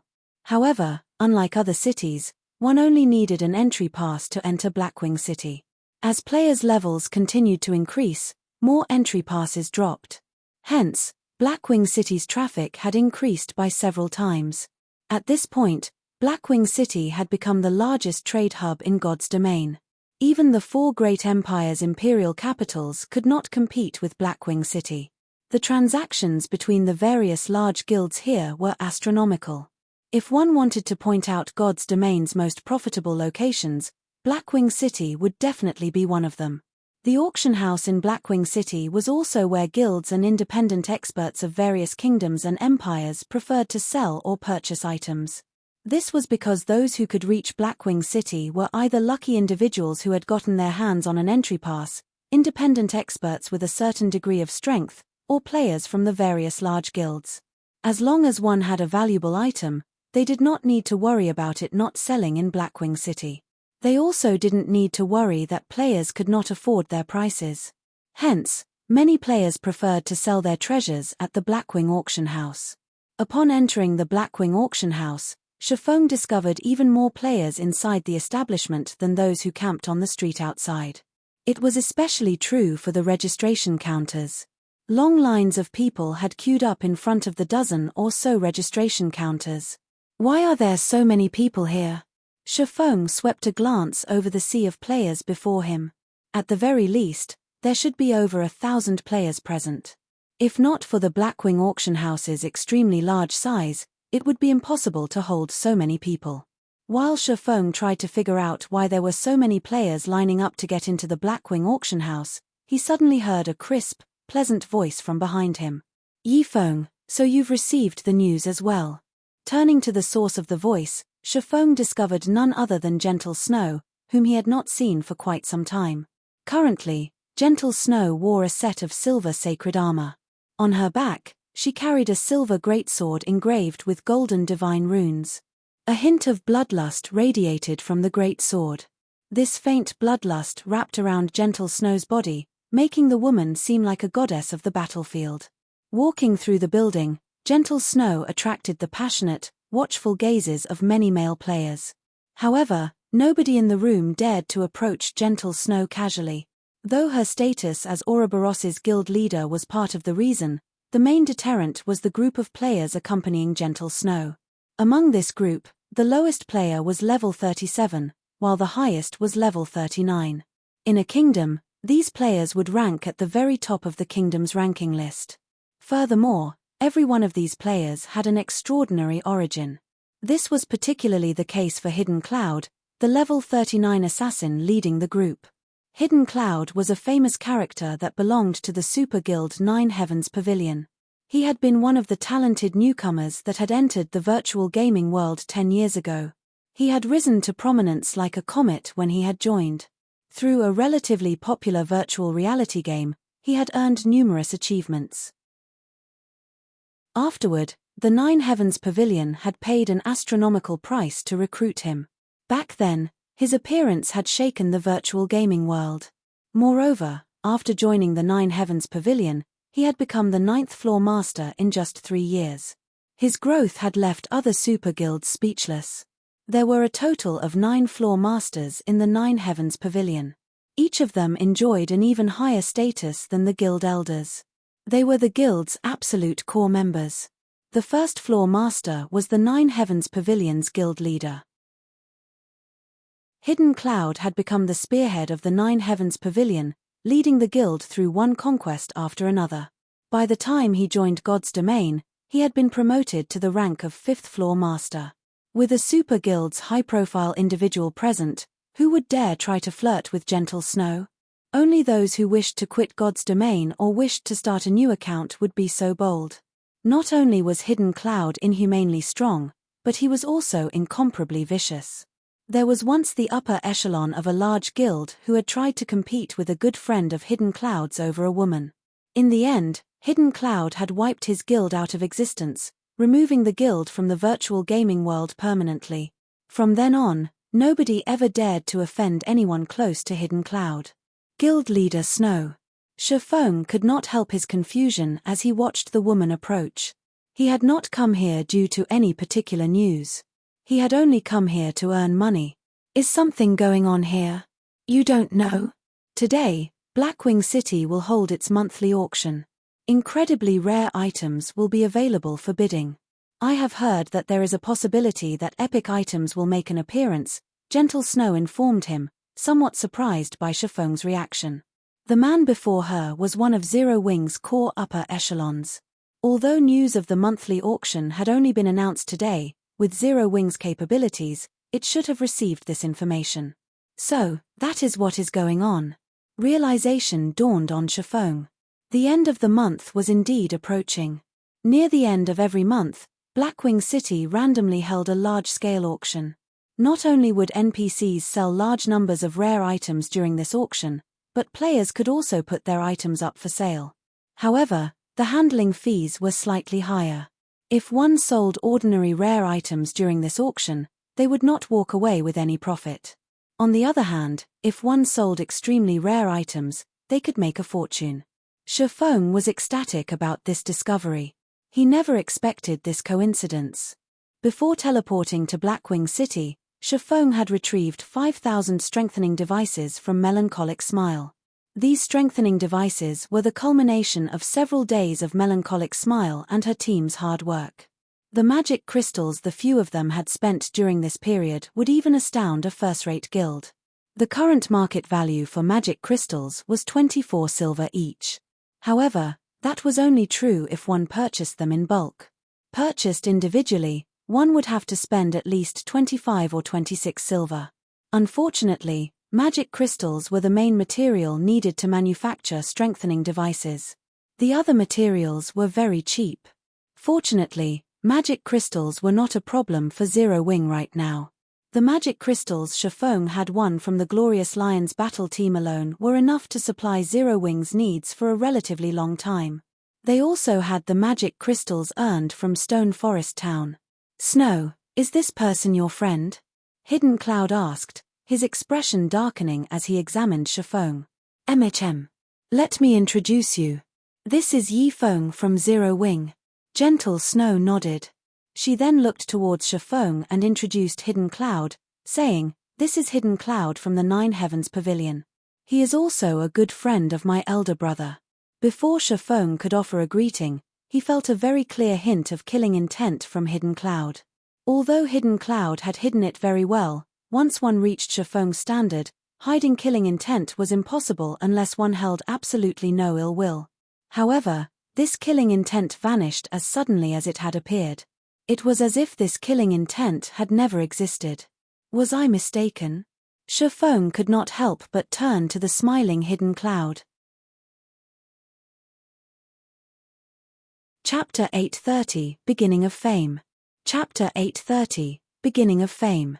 So, you're the rumored Yi Feng.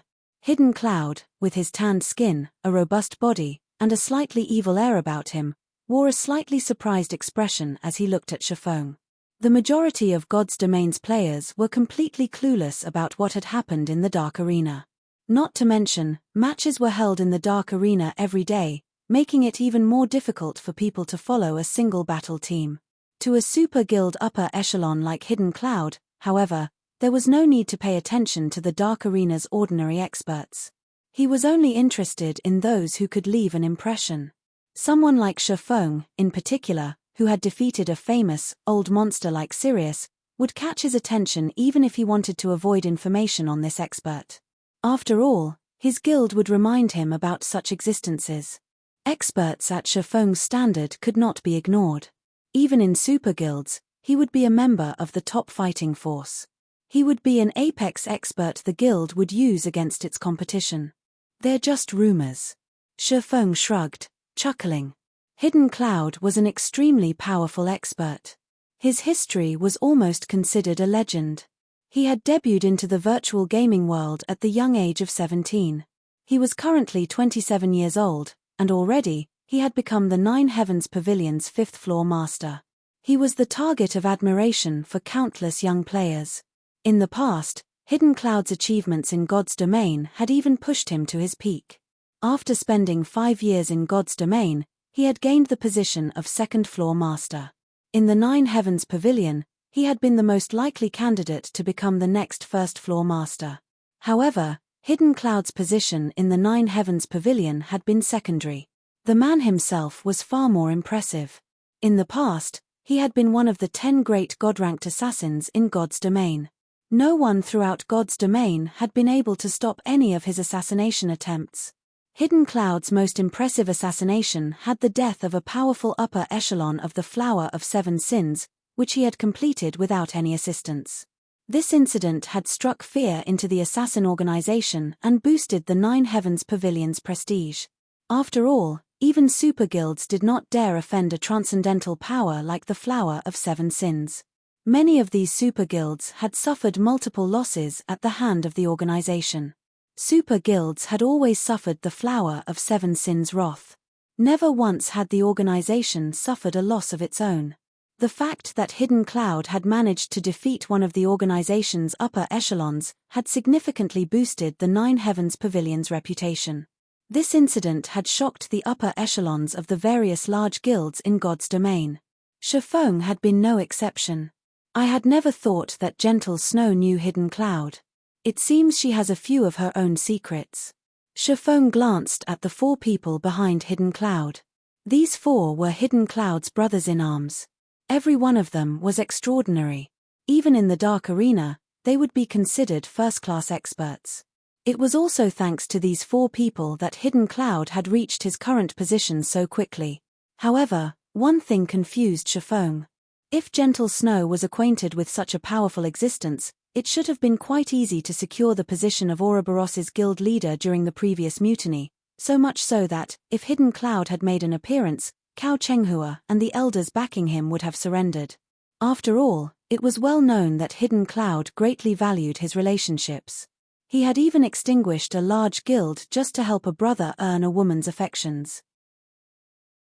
Judging by Gentle Snow's tone and expression when she spoke to Hidden Cloud, her brother should have a very close relationship with this man.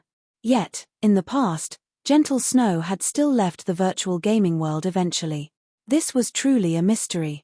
While Shifeng pondered this riddle, Gentle Snow turned Shifeng and smiled, saying, "Since you've only just learned about this, you most likely haven't purchased an entry ticket, right? If you line up now, the tickets will probably sell out before you get one. Why don't you join us? You will regret it if you miss out on the auction." The Blackwing auction house had organized the auction suddenly this time, and many guilds had rushed to purchase entry tickets the moment they heard the news. Now that the auction would begin soon, it was most likely be impossible for Shifeng to get his hands on a ticket. Shifeng had helped her earn a fortune in the Dark Arena. She had significantly increased Ouroboros's liquid assets because of it. Although Shifeng did not know that, Gentle Snow still thought that she should return the favor. After all, aside from helping her earn money, Shifeng had also helped her secure Ouroboros. As soon as Gentle Snow extended the offer, Hidden Cloud's expression darkened slightly, his gaze sharpening as he turned to Shifeng. "Thank you for your kind offer. However, I have another matter that I need to deal with first, so it is best if I don't disturb you." Shifeng did not wish to miss this rare opportunity. He needed to register his auction items quickly. As for whether or not he could enter the auction itself, that was not important. After all, his goal was to make money. "How much time do you need?" Gentle Snow prodded. "Roughly half an hour," Shifeng said as he glanced at the long queue. Although there were a lot of people at the registration counters, the registration process was simple and did not take very long. He should be able to finish what he needed in half an hour. That won't be an issue. In any case, there is still some time before the auction officially begins. "I can wait here for you in the meantime," Gentle Snow offered after a moment of consideration. "All right, I'll try to finish as quickly as possible." Shifeng nodded. Since Gentle Snow was willing to accommodate him, it would be rude to continue rejecting her offer. There would certainly be many valuable items for sale at Blackwing City's monthly auction. He might be able to purchase something good if he participated. If an epic item were available, he would hit the jackpot. "It sure is difficult to invite this man," Gentle Snow sighed as she watched Shifeng's departing figure. This was the first time inviting someone had been so difficult. However, shortly after Shifeng left, Hidden Cloud secretly messaged one of his brothers, whispering, "Blaster, research that man called Yifeng. Find out his origin. I want to know everything about him. Boss, rest assured, I'll get it done quickly." The berserker named Blaster smiled confidently. He then began rapidly searching through the forums for all information relating to Shifeng. At the same time, he contacted a number of people to help him with the search. At the registration counter, after waiting for over 20 minutes, it was finally Shifeng's turn. "Sir, how may I be of service to you today?" the NPC female receptionist asked, smiling. "I wish to sell these items at this month's auction," Shifeng said as he revealed a strengthening device. "All right, please wait for a moment." The NPC receptionist received the strengthening device and began appraising it. Not all items were allowed in the auctions held in the Blackwing auction house. Items needed a certain value before being permitted. Hence, all items presented needed to undergo the system's appraisal. "I apologize for the long wait. Sir, the estimated minimum price for this item is 1 gold 40 silver. If you wish to sell this item at our auction house, we will charge you a 30% handling fee. Do you wish to put it up for auction?" The female receptionist handed the strengthening device back to Shifeng after she had finished. Only Blackwing City's auctions would charge a 30% handling fee. Other places charged 20% at most. Even so, Shifeng did not mind it. "Yes." Shifeng took out 2,000 strengthening devices and divided them into hundreds of auction lots, with each lot having anywhere from 1 to 100 strengthening devices. If he sold too many at once, it would only cheapen the strengthening device. The various large guilds participating in this auction should be able to stomach 2,000 devices. After dealing with the strengthening devices, Shifeng ran to meet Gentle Snow. He then entered the auction venue with Gentle Snow and her companions, quietly waiting for the auction to start. At this time, Blaster sent Hidden Cloud a private message, reporting, "Boss, we've learned everything there is to know about that brat." Chapter 831, Great Disturbance. Chapter 831, Great Disturbance. There sure are a lot of high-ranking NPCs participating in the auction this time, Shifeng commented as he swept a glance over the NPCs on the second floor, an amused smile appearing on his face. High-ranking NPCs.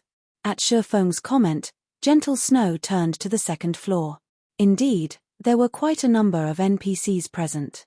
But isn't it normal for high-ranking NPCs to participate in the Blackwing auction house? This was not her first time attending an auction in the Blackwing auction house. She had even attended high-ranking auctions before. Players were not the only ones to compete over items up for auction. NPCs similarly contested over the items. However, after some of her own research, Gentle Snow, more or less, understood these NPCs' function. These NPCs were here to make sure items were sold at an appropriate price. If the price players offered was too low, these NPCs would join the bidding. They would not let players take advantage of the system. At such a large auction, it was natural that more NPCs would join. However, when players tried to purchase an item, as long as the price they offered was higher than the item's actual value, these NPCs would automatically relent and end their bidding. In response, Shifeng smiled and nodded, saying, "It is very normal. Only, I've never seen so many powerful NPCs attend at the same time, so I'm slightly surprised." "TCH, what about these NPCs is surprising?" Blaster commented disdainfully. The others nodded in agreement, scorn flashing in their eyes as they looked at Shifeng. Initially, they had thought that Shifeng was one of God's domain's apex experts. Now, however, it would seem that he was just a country bumpkin that had never seen the world of the great. At the end of the day, he was simply the upper echelon of an upstart guild. There was no way he could measure up to their standards. Shifeng simply smiled at the group's reaction, not bothering to explain. However, Gentle Snow's expression turned serious at Shifeng's statement as she secretly observed the NPCs on the second floor. She did not think that Shifeng would be surprised just because there were a lot of high-ranking NPCs present. What? How can this be? When Gentle Snow's eyes fell on a handsome youth in a suit of golden armor and an exquisite cape, she was shocked. Previously, she had never bothered to observe the NPCs. Now that she did, however, she discovered something astounding. When she examined the handsome youth, she could not uncover any information about him. She could not even see the most basic of information such as his name or level. Even after activating an advanced identification skill, she was still left empty-handed. More frighteningly, when her gaze fell upon the youth, he actually turned and returned it, observing her. However, this youth simply smiled before turning away. Although they had only exchanged glances for a brief instant, Gentle Snow felt as if she had been suffocating. In that instant, she had felt as if her life was no longer her own. She had never encountered such an NPC before. She had not even experienced this feeling when she met with a Tier 5 NPC in an imperial capital. Tier 5 NPCs were considered top-class individuals even in an empire. Players could not encounter them casually. She had only met one due to a special quest. Moreover, there were also over a dozen Tier 5 NPCs on the second floor. Even if one added together the Tier 5 NPCs in an empire, there would be fewer than those that were here now. It was no wonder why Shifeng was surprised. Yifeng, with so many high-ranking NPCs participating in the auction, will something happen? Gentle Snow sent Shifeng a private message, wearing a nervous expression. Events frequently occurred throughout God's domain. If players could resolve these events, they could earn decent rewards. However, the penalties for failure were equally heavy. When these events occurred, players' consent did not matter. As long as one was within the events area, the system considered the players to have accepted the quest. Events in God's domain varied in terms of sizes. The larger an event was, the more horrific its punishment would be. She had met the Tier 5 NPC due to an event. In the end, said event had claimed the lives of 99% of the tens of thousands of players that had been present.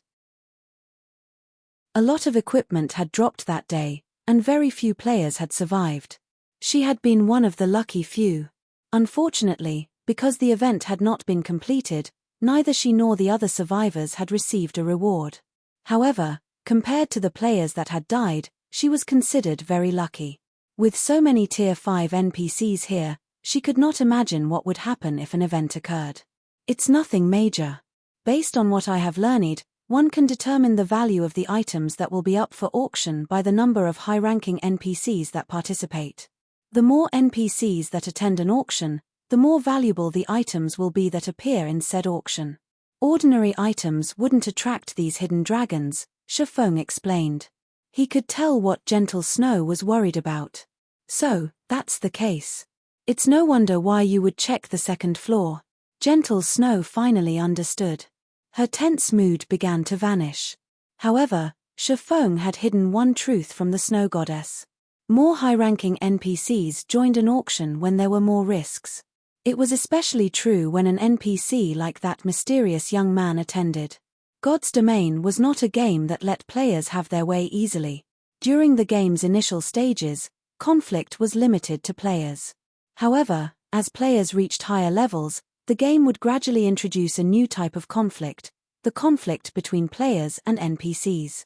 In the past, a powerful NPC had even robbed Shifeng. Hence, money wasn't the only thing necessary to purchase an item from the Blackwing auction house.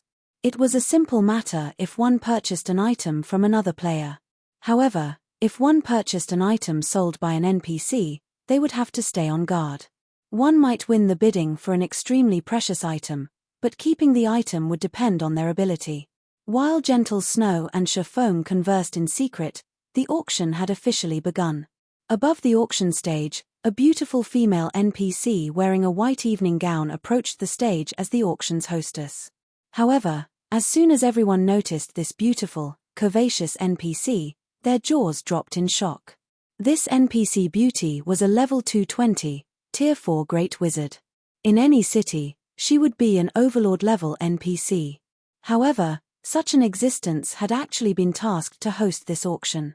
Everyone marveled at Blackwing City's wealth and influence. While the various players struggled with their days, the first auction item appeared before them. After examining the item's information, these players were thrown back into their stupor. The item was a golden tablet, radiating a purple-gold glow. Complex runes and images had been carved into the metal.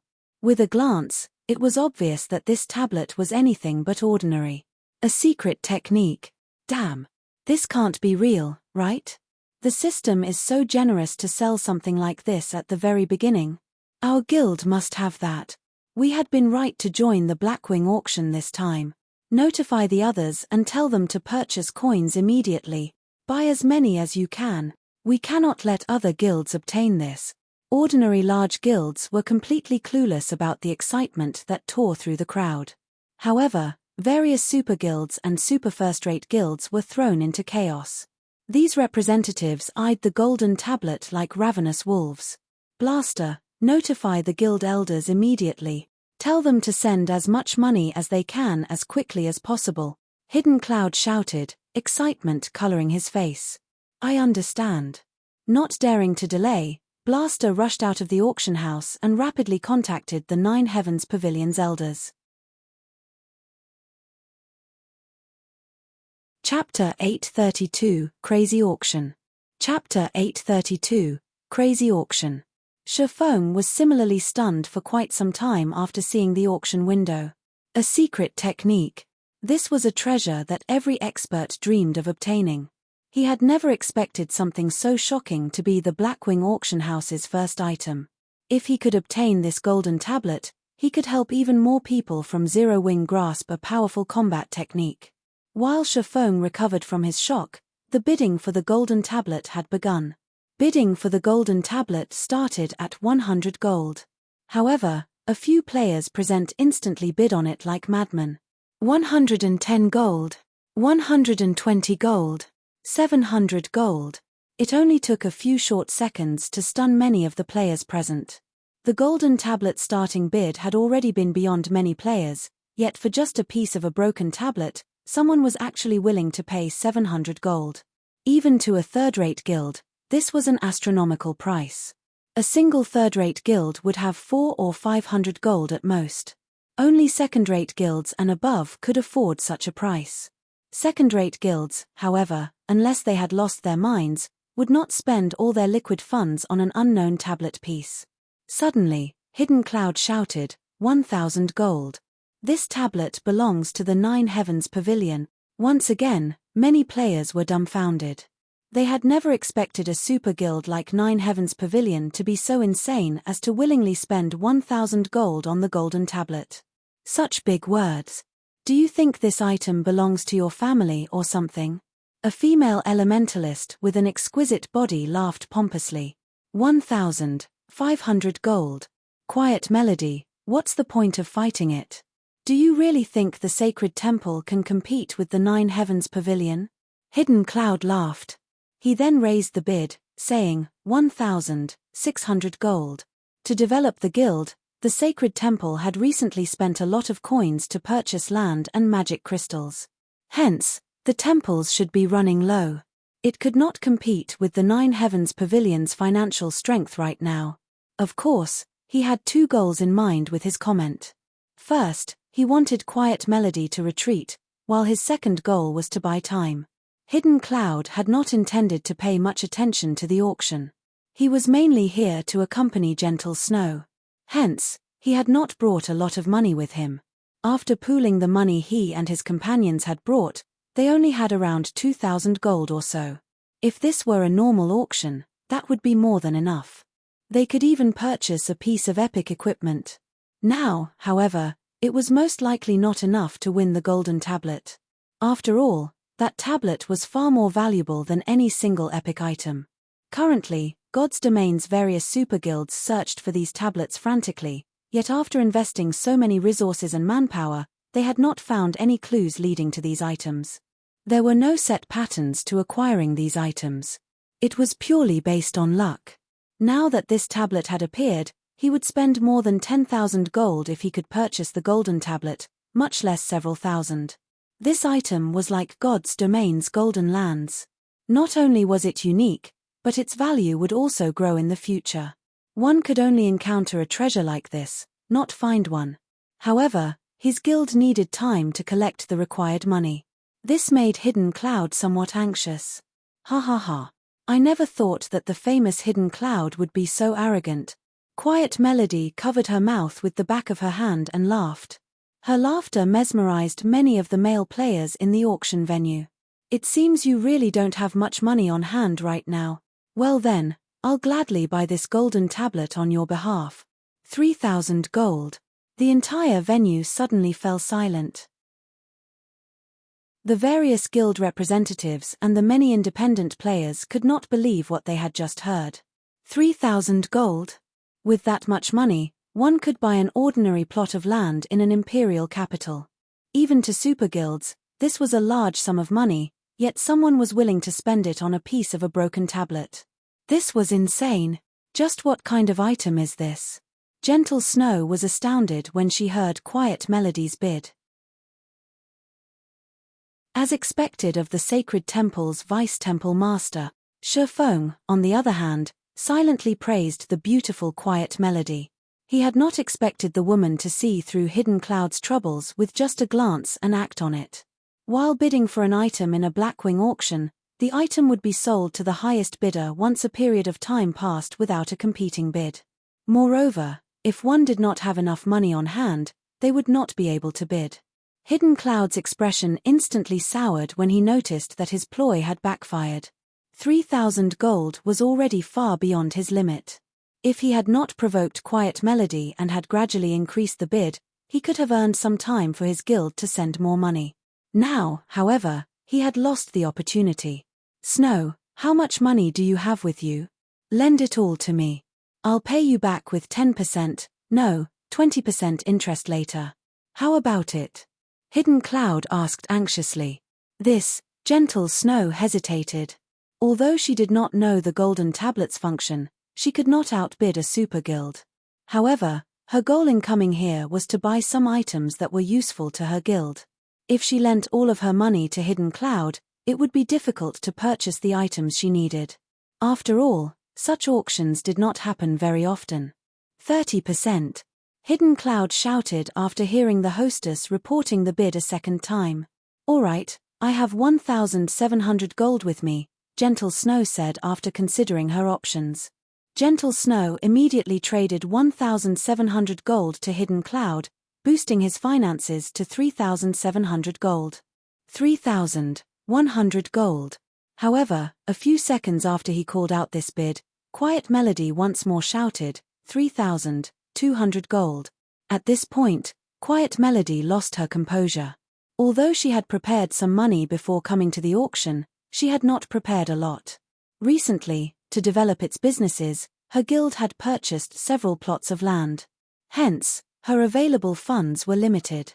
For this auction, she had only brought 3,500 gold.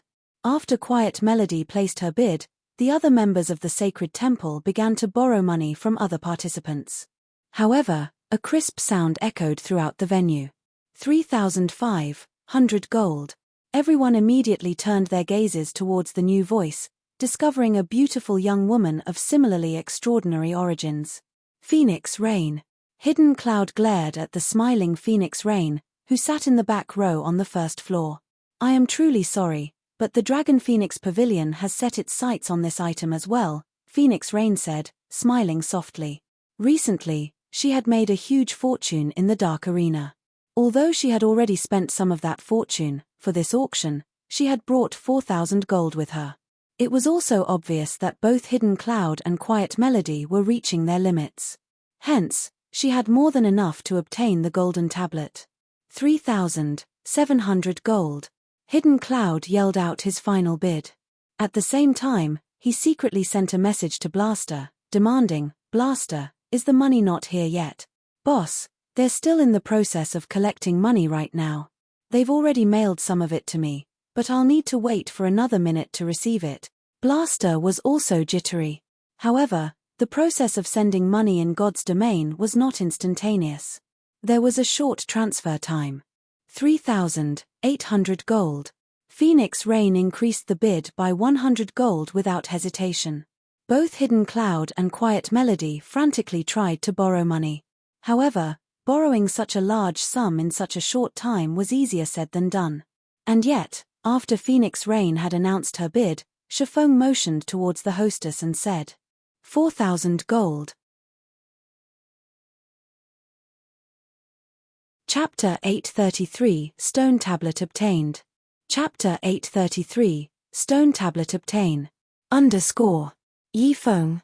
Phoenix Rain's mouth twitched slightly when she saw Shifeng suddenly raise his hand. She hadn't expected him to be here. Moreover, he had placed such a high bid. This placed her in a somewhat awkward position. She only had around 4,000 gold on hand. It would be difficult for her to continue bidding. However, Phoenix Rain's surprise was minor compared to the shock everyone else in the venue felt. This had been a contest between God's domain's major powers, yet someone from a lesser guild had actually dared to outbid them. He had practically issued a direct challenge. How does he have so much money?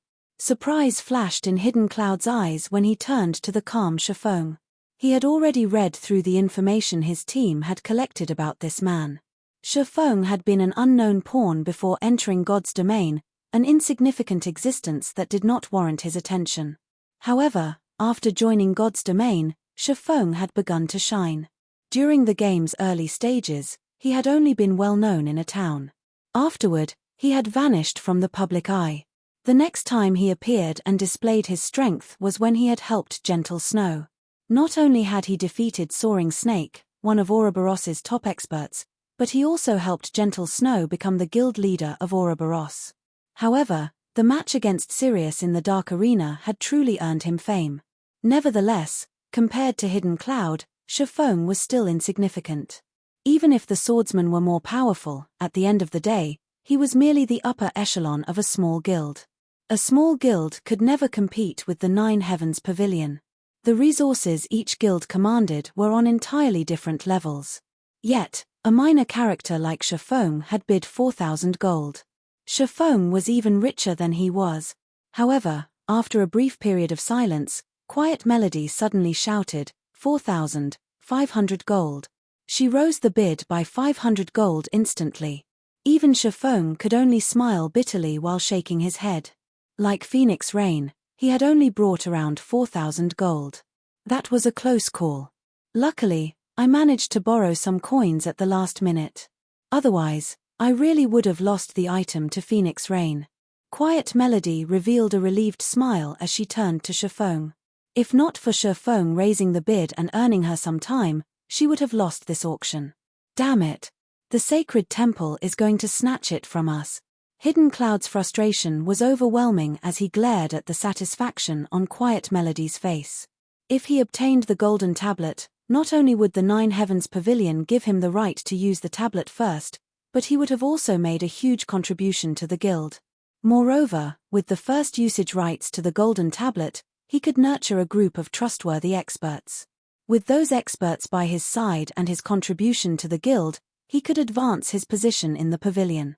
Now, however, not only did he have to hand the golden tablet over to someone else, but that person was also a longtime rival. This was far more vexing than losing the golden tablet to Phoenix Rain. Yifeng, lend me your 4,000 gold. I'll pay you back with 30% interest, Hidden Cloud asked desperately, his voice no longer carrying any hints of superiority. Shifeng shook his head, saying, no, I want 50% interest. That's going too far. Hidden Cloud growled, killing intent lacing his words.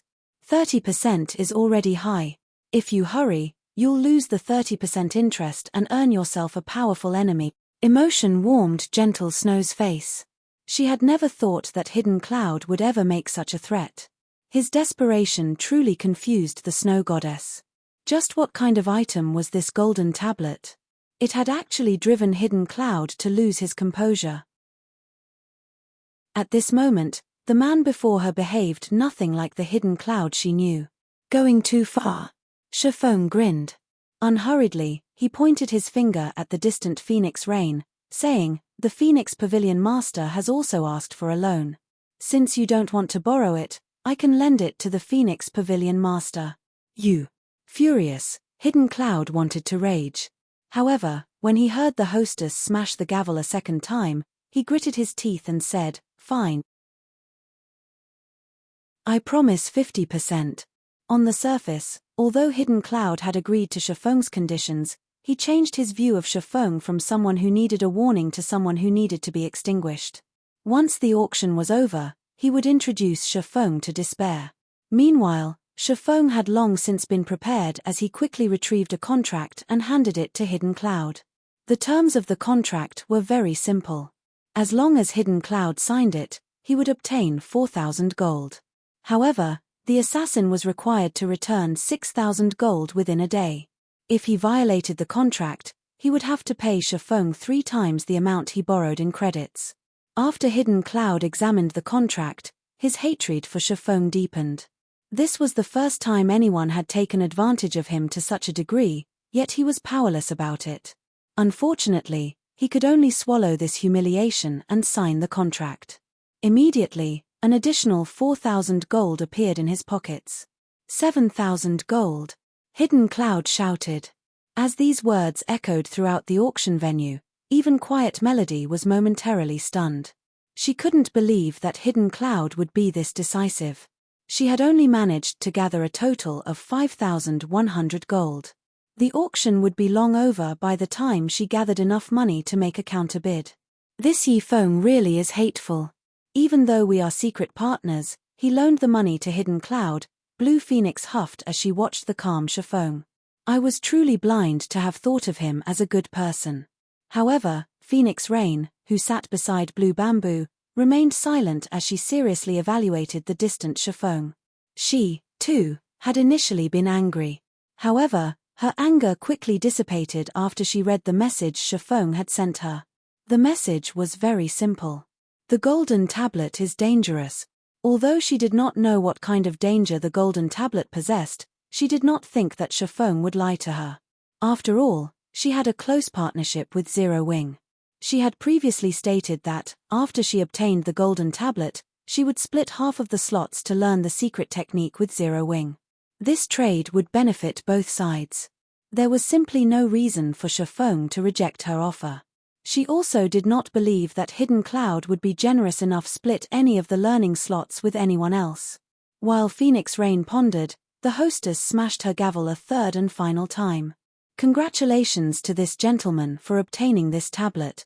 Let us give him a round of applause, the beautiful hostess announced as she clapped her hands. I finally got it. At this moment, Hidden Cloud felt ecstatic. When the golden tablet rested in his hands, wondrous fantasies of a powerful future filled his mind. He then shifted his gaze to chiffon, ridicule flashing in his eyes. Now that I've obtained the tablet, I'll take care of you soon. Chiffon paid no heed to Hidden Cloud's gaze.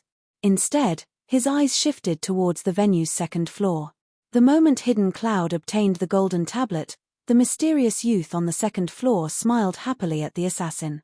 When chiffon had first laid his eyes on the golden tablet, he, too, had wanted it for his own. However, when he shouted his bid of 4,000 gold, he had turned his attention to the second floor. Indeed, just as chiffon had guessed, this golden tablet was not some kind of treasure at all. It was a fatal poison. The instant he announced his bid, the mysterious NPC on the second floor had shifted his gaze towards him. Chiffon had lived in God's domain for many years, so he was very familiar with the game's NPCs. He was also very familiar with the look in the youth's eyes when he turned towards him. It had not been a look of curiosity or congratulatory. He had looked at chiffon as a predator looked at prey. Since the golden tablet was the youth's apparent target, chiffon had dropped out of the foolish competition for it. After the first auction item sold, the venue's atmosphere grew heated. The items that appeared afterward sold quickly, one after another. However, none of these items caught chiffon's attention. Ladies and gentlemen, the next auction item is a precious tool in God's domain. With this, not only can you strengthen your defense, but you can also preserve your equipment's durability. This is definitely a must-have when adventuring. The female hostess then presented the attributes of the strengthening device.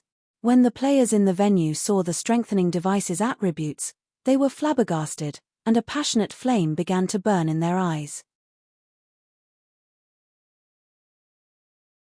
Chapter 834, Tool of Astronomical Value. Chapter 834, Tool of Astronomical Value. There's actually such a thing in God's domain. The strengthening device was even enough to tempt gentle snow. As players reached higher levels in God's domain, battles grew increasingly intense. Against powerful monsters, in particular, the burden on their equipment durability was massive. It was impossible for players to fight for extended periods in the fields. They had to return to towns frequently to repair their equipment. This limited their grinding and questing efficiency. Unfortunately, no one had found a tool in God's domain that could solve this problem. The only solution they had was to prepare several sets of equipment as temporary replacements. However, guilds simply did not have enough equipment to supply every member with multiple sets. It was especially true for top-tier equipment. Even a first-rate guild like Ouroboros had to rely on outside sources for equipment, not to mention other guilds. To make matters worse, as players faced higher-leveled monsters, equipment drop rates decreased. This had significantly slowed guilds' development. If guilds had a tool like the strengthening device, they could solve this problem.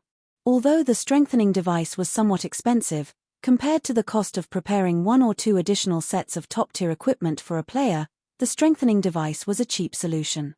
Gentle Snow wasn't the only person who had realized this. The representatives of the various large guilds also understood the value of the strengthening device. Unfortunately, only one device was up for auction right now. I wish more were up for sale, Gentle Snow sighed in disappointment. Although everyone shared her feelings, nobody held back when placing their bids. 2 gold. 2 gold 10 silver. 2 gold 30 silver. Although only one strengthening device was available, many people participated in the bidding. This was completely different from the golden tablets sale. The tablet's price would soar randomly by several hundred or thousands of gold. Small guilds simply could not afford to participate. However, they could compete for an item that only cost several gold. 5 gold. Hidden Cloud decisively raised the bid by a large margin, causing hesitation to ripple through the crowd. After all, if they call out a higher bid now, they would be challenging a super guild. They were not so desperate as to offend a super guild for a single strengthening device. Suddenly, Quiet Melody shouted, 6 gold. Melody, you think you can challenge me? Hidden Cloud sneered. He then shouted, 10 gold. Now that he had the golden tablet, the guild elders were extremely pleased with him and had marked down his contribution to the guild. Hence, he was in a very good mood. Moreover, the guild had sent him the collected money. Even after paying off his debt to both Gentle Snow and Chiffon, he still had around 5,300 gold. He was not afraid to compete with the sacred temple in the least. When the bid reached 10 gold, everyone promptly gave up. If they bought the strengthening device for 10 gold, they would lose money rather than saving it. After a moment of thought, Gentle Snow chose to give up as well. Only a single strengthening device was up for sale. Even if she obtained it, its impact was limited. After the hostess slammed her gavel 3 times, Hidden Cloud won the strengthening device. Unfortunately, before Hidden Cloud could celebrate his victory, the hostess presented another strengthening device. Unlike before, however, she displayed a stack of 100 strengthening devices. 100 devices? Gentle Snow was momentarily stunned. Immediately, joy blossomed in her heart. 100 strengthening devices would have a far greater impact than just one. It would be of great help during large-scale team quests. 300 gold. 310 gold. 500 gold. The bids continuously increased. You want to compete with your meager wealth? Hidden Cloud laughed. If he could obtain these 100 strengthening devices, he could contribute far more to the guild. He then shouted, 700 gold. 800 gold. Phoenix Rain bid. 1,000 gold. Hidden Cloud raised the price without hesitation. 1,050 gold. Quiet Melody gnashed her teeth as she rose the bid. If she missed the opportunity to purchase these strengthening devices, who knew when she would get another? 1,200 gold. Hidden Cloud leisurely raised the price once more. Even to a super guild, 1,200 gold was not a small amount of money. In the end, both Quiet Melody and Phoenix Rain could only relent. However, nobody could have expected that, after this stack of strengthening devices sold, a stack of 10 strengthening devices would appear on the screen. Damn! Is the system playing with us? Can't they just tell us how many strengthening devices will be up for auction? Although the various large guild representatives were excited that the strengthening device had appeared again, they also felt helpless. After all, who knew if this stack of strengthening devices would be the last available? For a time, everyone participated in another bidding war for the strengthening devices. As one strengthening device after another sold, Chiffon's elation grew. In the end, all 2,000 strengthening devices had been purchased, with an average price of 10 gold. After deducting the 30% handling fees, Chiffon earned a total of 14,518 gold. This was far more than he had initially expected. With this money, he would have no problem purchasing the 5 plots of land in Snowfield City. After the auction concluded, players began to filter out of the auction house. Boss, we really hit it big this time. Not only did you get the golden tablet, but you also bought plenty of strengthening devices. It won't be long before you secure the position of the 4th floor master. Blaster whispered his congratulations. It's still too soon to celebrate. Now that we have the rights to the tablet, as long as you guys put on a good show, it will only be a matter of time before I become the 4th floor master, Hidden Cloud laughed.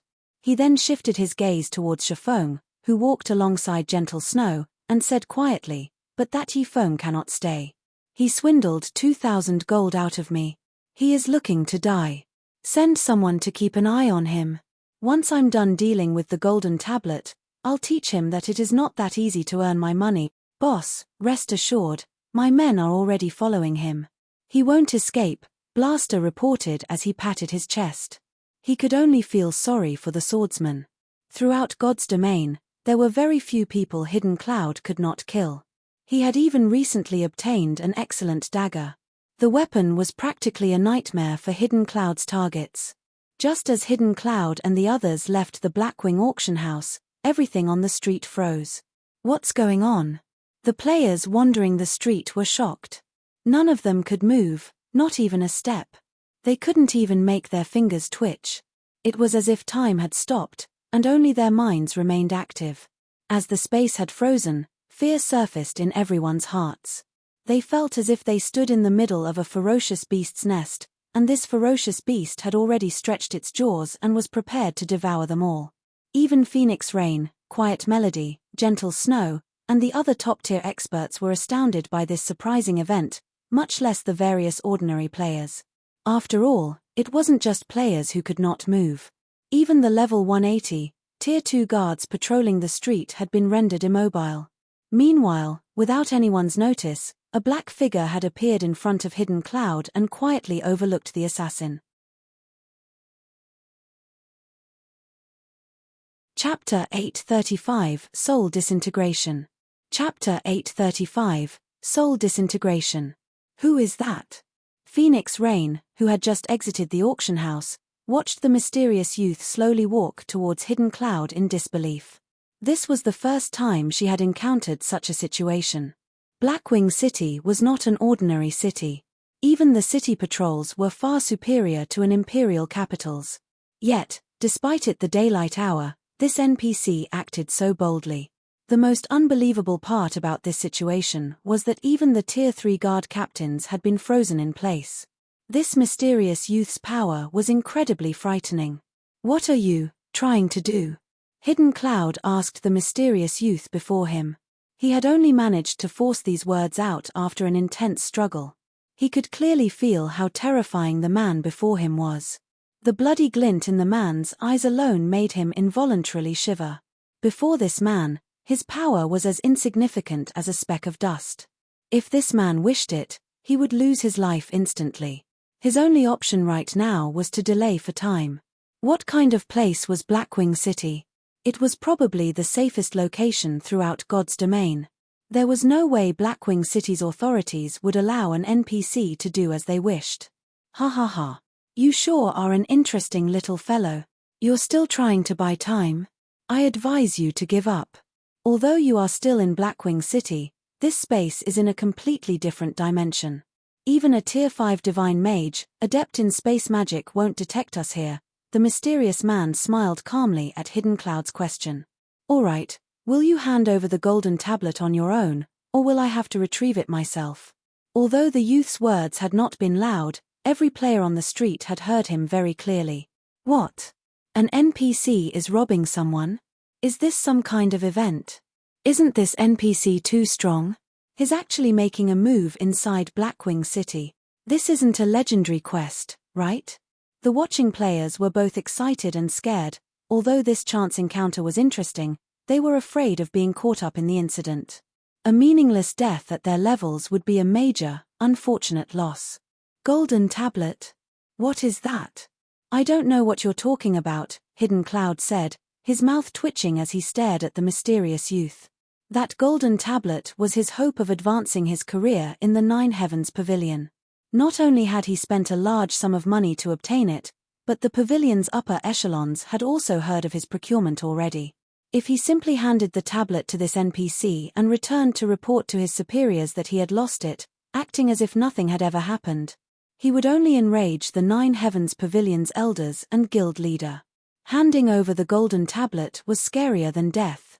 Hearing Hidden Cloud's words, Chiffon glanced at the assassin, admiring the man's courage. When he had encountered an NPC robbery in his previous life, he had tried to resist as well. Unfortunately, he had not experienced a positive outcome. As he had not been strong enough, the NPC had successfully robbed him. However, being robbed was one thing. The true problem lay in the fact that said NPC had attacked. Dying by an NPC's hand had a far more severe penalty than an ordinary death. Moreover, the more powerful the NPC was, the heavier the punishments players received when that NPC killed them. Shifeng had been considerably lucky. His murderer had only been a Tier 4 Sword Emperor. In the end, he had lost 2 levels and suffered a weakened state for 5 days. Meanwhile, no matter how he looked at it, the mysterious youth was definitely stronger than a Tier 4 Sword Emperor. A lot stronger. You're not gonna hand it over, the youth sighed. It seems that I have to do it myself, then. As soon as the NPC finished his statement, he stretched out a finger and lightly tapped Hidden Cloud's forehead. Peng. Hidden Cloud screamed with pain, sounding as if this pain came from the depths of his soul. In the next moment, Hidden Cloud's physical body disintegrated, revealing a half-transparent version of himself. However, this half-transparent Hidden Cloud began to fade.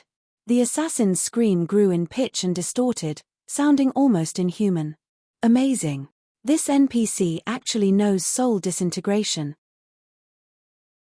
Shifeng was slightly surprised as he watched Hidden Cloud's body vanish in the wind. At this moment, even Shifeng had sympathy for Hidden Cloud.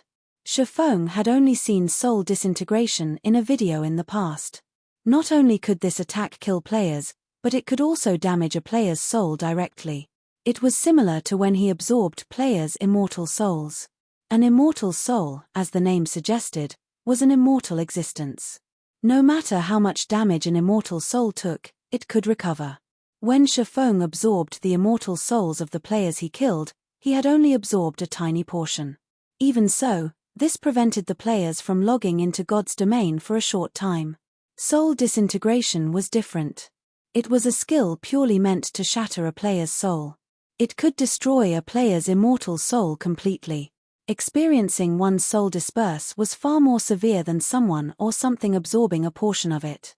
Although players could also recover from this damage, it took far more than not logging in for 2 or 3 days. Shifeng would not be surprised if Hidden Cloud could not log into God's domain for half a month. Why fight it? Though, even if you had handed it over, I would have still killed you. The mysterious youth shook his head as he looked at the golden tablet that had fallen from Hidden Cloud's body. The youth then turned to the other players on the street, smiling as he stated, "Anyways, now that I've obtained the item, let's celebrate with your death." A chill gripped the players' hearts as they heard the young NPC's words. "It's over." Phoenix Rain frowned, her previous hint of joy vanishing. Phoenix Rain wasn't the only one to have that reaction. Everyone trembled with fear. They had all heard the assassin's painful wails. Hidden Cloud was an apex expert from the Nine Heavens Pavilion. How much pain could cause an expert like that scream as he had? Yifeng had been telling the truth. Phoenix Rain suddenly remembered the message Shifeng had sent. Shifeng had warned her that the golden tablet was dangerous. Now, it would seem that she had also become one of this NPC's targets, and not even the heavens could save her. Damn it. This NPC is too black-hearted. He won't even spare innocent bystanders. Shifeng's expression darkened as he watched the mysterious youth's raised hand.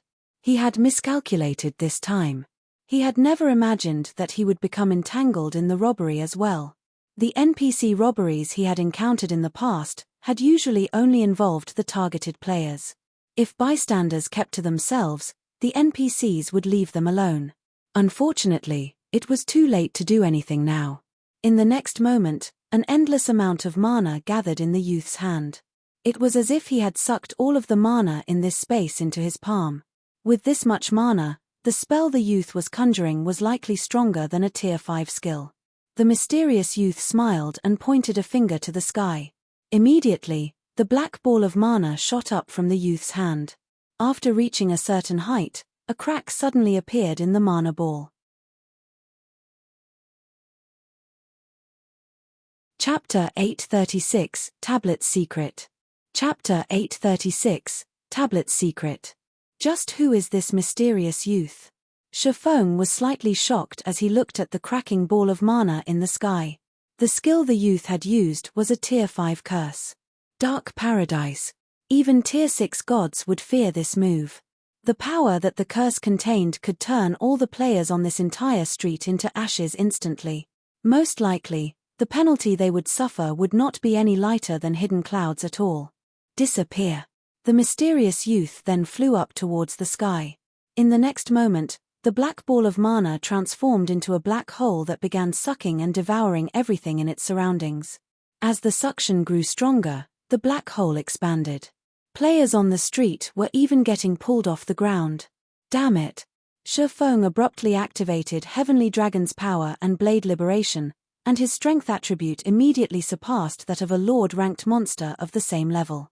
Space Freeze, the skill that the youth had used earlier, was partially a control skill. After activating Heavenly Dragon's power, Shifeng became immune to all control skills. Unfortunately, the strength suppression, as well as an extremely powerful mental suppression, was still present inside the frozen space. Even without the original control effect, moving inside the frozen space remained impossible with the attributes of current players. Only by using twofold Berserk did Shifeng have a chance of moving. Sure enough, this strength suppression is intense. When Shifeng tried to shift his body, it felt as heavy as lead. Oh, there's still someone who can move. The mysterious youth was slightly surprised as he swept his gaze towards Shifeng. You are the first Tier 1 class capable of moving under my domain. At this moment, Shifeng could already twitch his fingers. However, his body was still immobilized. Unfortunately, under Dark Paradise, even if you can move, you cannot escape. However, as soon as the mysterious youth said these words, a low shout entered everyone's ears. Shatter. As the sound of this low shout echoed throughout the entire space, the frozen space instantly shattered. You actually dare make such a huge fuss inside Blackwing City. Your courage is truly commendable. In the next moment, a woman dressed in white sacred robes appeared in the sky, overlooking the mysterious youth. Or are you saying that you intend to make Blackwing City an enemy? Upon regaining his freedom, Shifeng looked at the woman in white, and he could not help but shout in surprise, Charlene. Shifeng knew full well just how powerful Charlene was. Every time he met her, the woman's strength had received a significant improvement. At the very beginning, she had been playing the role of a female bandit.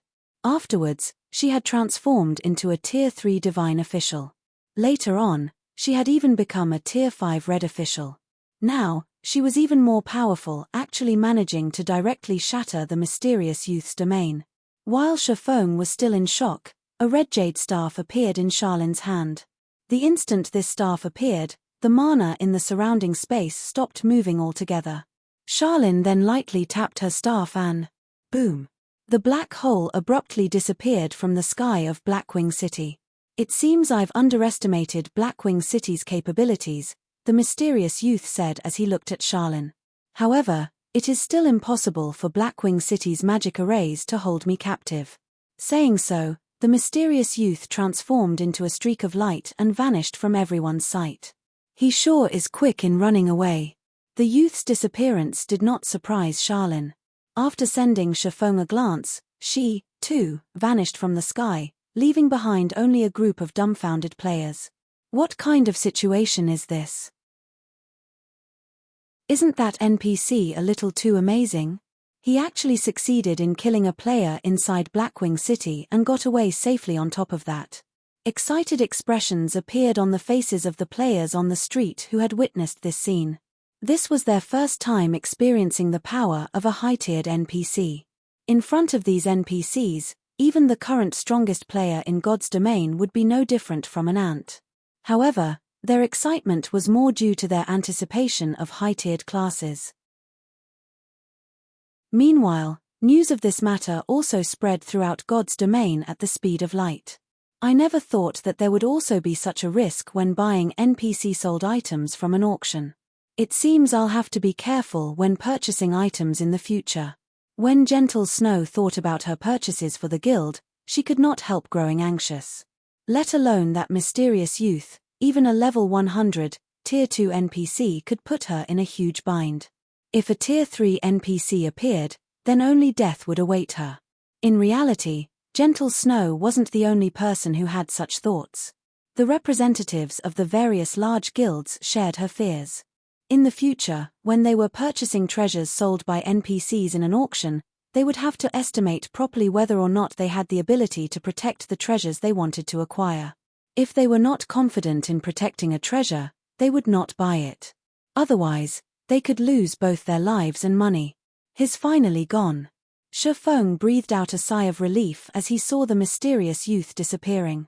Had Charlin come even 1 or 2 seconds later, he would have had to surrender to fate and gotten sucked into the black hole. At that time, not only would he have lost several levels worth of EXP, but he also would not have been able to log into the game for several days. It definitely would have dealt a fatal blow to his gaming career. However, as soon as Shifeng relaxed, Charlin's voice suddenly entered his ears. "Come to the library. I have some things to say to you. System, you have triggered the epic quest tablet secret. Quest content, head to White River City's library and meet with Charlin." What? Shifeng was momentarily stunned when he heard the system notification. Even an NPC robbery can trigger a quest. This was Shifeng's first time to encounter such a situation. Generally, if one had a certain amount of strength, they would be able to repel an NPC robbery easily and protect the merchandise they bought from the auction house. One could say that having sufficient financial power was only the first threshold to purchasing a treasure from the auction house. At the end of the day, whether one would be able to obtain the treasure depended on their own abilities. Hidden Cloud had purchased the golden tablet at a high price. If the assassin were to learn that Shifeng had fortuitously gotten such a chance encounter due to his sacrifice, he would most likely faint from anger. At this moment, however, Hidden Cloud had long since flown into a rage. Damn it! Damn it! That damnable NPC actually dared to steal my tablet. Hidden Cloud bellowed as soon as he exited his virtual gaming cabin, an extremely ugly expression on his face. Now that he had lost the golden tablet, the upper echelons of the guild would definitely be angry. This feeling of falling from heaven straight into hell maddened Hidden Cloud. After Shifeng had triggered the quest, he did not hurry to return to White River City. Instead, he bade farewell to Gentle Snow and secretly went to a private location and disguised himself. He then returned to the Blackwing auction house and placed the remaining 3,000 strengthening devices up for sale at the establishment. Rather than selling all 3,000 devices at once, he split them up into batches and scheduled them for different time slots. However, instead of selling them in stacks, he would sell anywhere from 10 to 20 individual pieces for each time slot. If he sold the strengthening device at the candlelight trading firm, he could indeed earn a lot more money. After all, he would not need to pay an exorbitant handling fee. He could even increase the trading firm's fame this way. However, strengthening devices were not items that ordinary players could easily afford.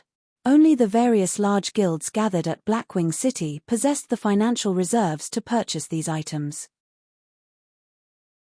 When Shifeng's first batch of 10 strengthening devices went up for sale at the Blackwing auction house, it immediately triggered another commotion in Blackwing City. Isn't this the strengthening device that appeared in the monthly auction? Chapter 837, Lakeheart City. Chapter 837, Lakeheart City. Inside the Blackwing auction house. The moment the strengthening devices appeared once more, various members of large guilds, who had been idling around in the main hall of the auction house, began frantically contacting the upper echelons of their respective guilds. The strengthening device from the monthly auction held just before had already become famous. It had even caused a commotion on God's Domain's official forums. Currently, the monsters in God's Domain were growing more powerful. It would be a miracle if an ordinary player's equipment could last them over 10 hours of grinding out in the fields. If these players frequently fought elite or stronger monsters, their equipment's durability would decline even faster, generally lasting 8 hours at most. Guild elite members might be able to hold out for a little longer. However, the current mainstream grinding spots were becoming farther and farther away from cities. Just making a round trip would cost players a lot of time, so much so that their travel time might be even longer than the time they spent grinding monsters. To the elite members and upper echelons of guilds, time was money. It was especially true for the time of guild experts. To develop their guilds, not only were these experts required to maintain a strong lead in levels, but they were also required to raid field bosses and dungeons to procure equipment for the guild.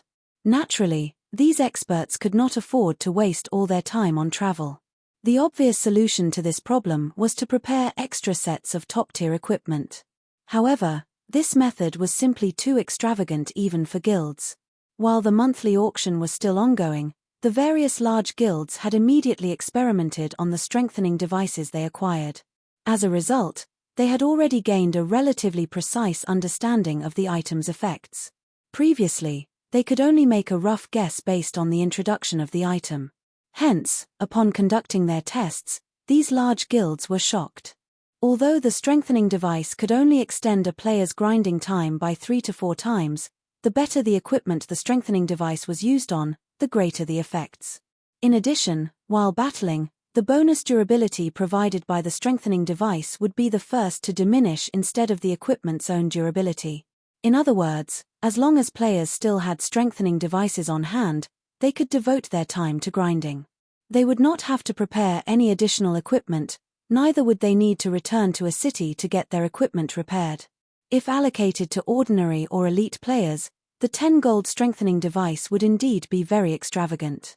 However, when assigned to an expert player, it would not be one bit extravagant. On the contrary, it would be a profit, instead. Unfortunately, the strengthening devices were sold only in the monthly auction. This situation caused many large guilds that had not participated in the auction great frustration. Now that the strengthening device had appeared in the auction house as a player-sold item, how could the members of the various large guilds not grow frantic? Just a few minutes after the strengthening device's appearance, the price for a single unit broke past the 9 gold threshold. Moreover, the price was still increasing rapidly.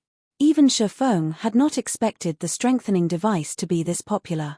When he exited the auction house, he saw group after group of players rushing into the building. Why is Phoenix Rain suddenly contacting me? Just as Shifeng was preparing to leave Blackwing City, he suddenly received a call from Phoenix Rain. However, the person she was contacting was not Yifeng but Black Flame. Guild leader Black Flame, have you heard? There is a player selling strengthening devices at the Blackwing auction house right now, Phoenix Rain said through the video chat, smiling. Yes, I've also just heard about it. Shifeng nodded, having already changed to his Black Flame guise. But why is Phoenix Pavilion Master contacting me? I want to purchase a large number of strengthening devices, so I wish to borrow some money from you. Of course, I won't borrow it for nothing. 3 days later, I'll return it to you with 30% interest, or you can buy a high potential land in one of the Black Dragon Empire's major cities from me. Phoenix Rain smiled as she extended a tempting proposition. Originally, she had not wished to borrow money from Shifeng. However, with the appearance of the strengthening device and based on her newfound knowledge regarding the item, she had a great opportunity for the Phoenix Pavilion to surpass the Heavenly Dragon Pavilion. Level 40 was an important turning point in God's domain. With the strengthening device, she could rapidly raise a group of experts to level 40. At level 40, even using only common mounts would still bring about explosive improvements to their leveling speeds. They would be able to develop new maps earlier than other guilds. However, she had already spent a large part of her funds to purchase other items during the monthly auction. She did not have enough to contest for the strengthening devices, not to mention needing money to buy mounts. Hence, she gave Shifeng such a lucrative offer. Of course, the reason why she had looked for Shifeng to borrow money from and not someone else was mainly because Zero Wing was simply too wealthy. Zero Wing had relatively few members. The guild's various departments were also incomplete. The guild's expenses were not particularly high, either. Moreover, Zero Wing was the proud owner of Starmoon Kingdom's wealthiest trading firm, the Candlelight Trading Firm. The guild also possessed the enviable Stone Forest town. The guild's daily profits were in no way inferior to even those of a super first-rate guild like the Dragon Phoenix Pavilion. Due to these reasons, the wealth Zero Wing possessed could make even her envious. Just from the bid Yi Feng had placed earlier on the golden tablet, one could tell how rich Zero Wing was. Alright, but I want to purchase land at the Black Dragon Empire's Lake Heart City. Shi Feng inwardly cheered upon hearing Phoenix Rain's words. He had never imagined that the woman would be so desperate. However, I'll say this first. I still have other uses for my coins. I won't buy it if your price is too high. Although he had previously purchased some potential land in the Black Dragon Empire and subsequently established the candlelight trading firm at these locations, there was a limit to his funds. Currently, large guilds within the empire had long since bought up the majority of the potential land in the empire's major cities. Even if Zero Wing could afford to purchase them now, nobody would be willing to sell any of their lands. Now that Phoenix Rain was willing to sell potential land, he naturally had to take advantage of the opportunity. In the future, the value of these plots would increase manifold. It was especially true for the land in Lake Heart City. Lake Heart City was a small island city located within the Black Dragon Empire. The island itself was situated in the middle of Mist Lake, the Black Dragon Empire's largest lake. Lake Heart City was also a producer of one particular item. And that item was the Ice Jade. On its own, the Ice Jade was an item that could raise a player's ice resistance temporarily. It could also be processed into ice resistance gemstones, which could be inlaid into equipment, similar to regular gemstones, and greatly increase a player's ice resistance. During the initial stages of the game, this item was not particularly valuable. After players reached level 50, however, the value of Ice Jades would multiply. At that time, the demand for the item would exceed its supply. Likewise, the value of the lands of Lake Heart City would also increase markedly. Previously, there had been too many lands that Zero Wing had to purchase. However, the guild's funds were extremely constrained. Hence, it had to limit its purchases to a few cities. Although it had earned enough money later on, by then, the potential lands of Lake Heart City had long since been bought clean. As for the golden lands of the city, Zero Wing had neither the money nor reputation required to purchase them. In the end, the guild had no choice but to settle for an ordinary plot of land. Lake Heart City. Phoenix Rain checked and discovered that there were indeed 2 plots of high potential land under her name in Lake Heart City. Moreover, although Lake Heart City was one of the major cities in the Black Dragon Empire, the player population there was not particularly high, as the city was mainly a tourist spot for casual players. She had never imagined that Shi Feng would actually be interested in such a location. Alright. I have land that is close to the auction house there. I'll sell it to you at market price, which is 6,200 gold. However, I also want to borrow an additional 4,000 gold. I'll return the 4,000 gold 3 days later. How about it? Deal. Shi Feng immediately grew ecstatic when he saw the location of the land in the map Phoenix Rain had sent him. With this plot of land, he would gain another income source for his city-building funds. You're tuning in to the Celestial War YouTube channel. Don't forget to subscribe and join us on this journey to catch the most captivating stories,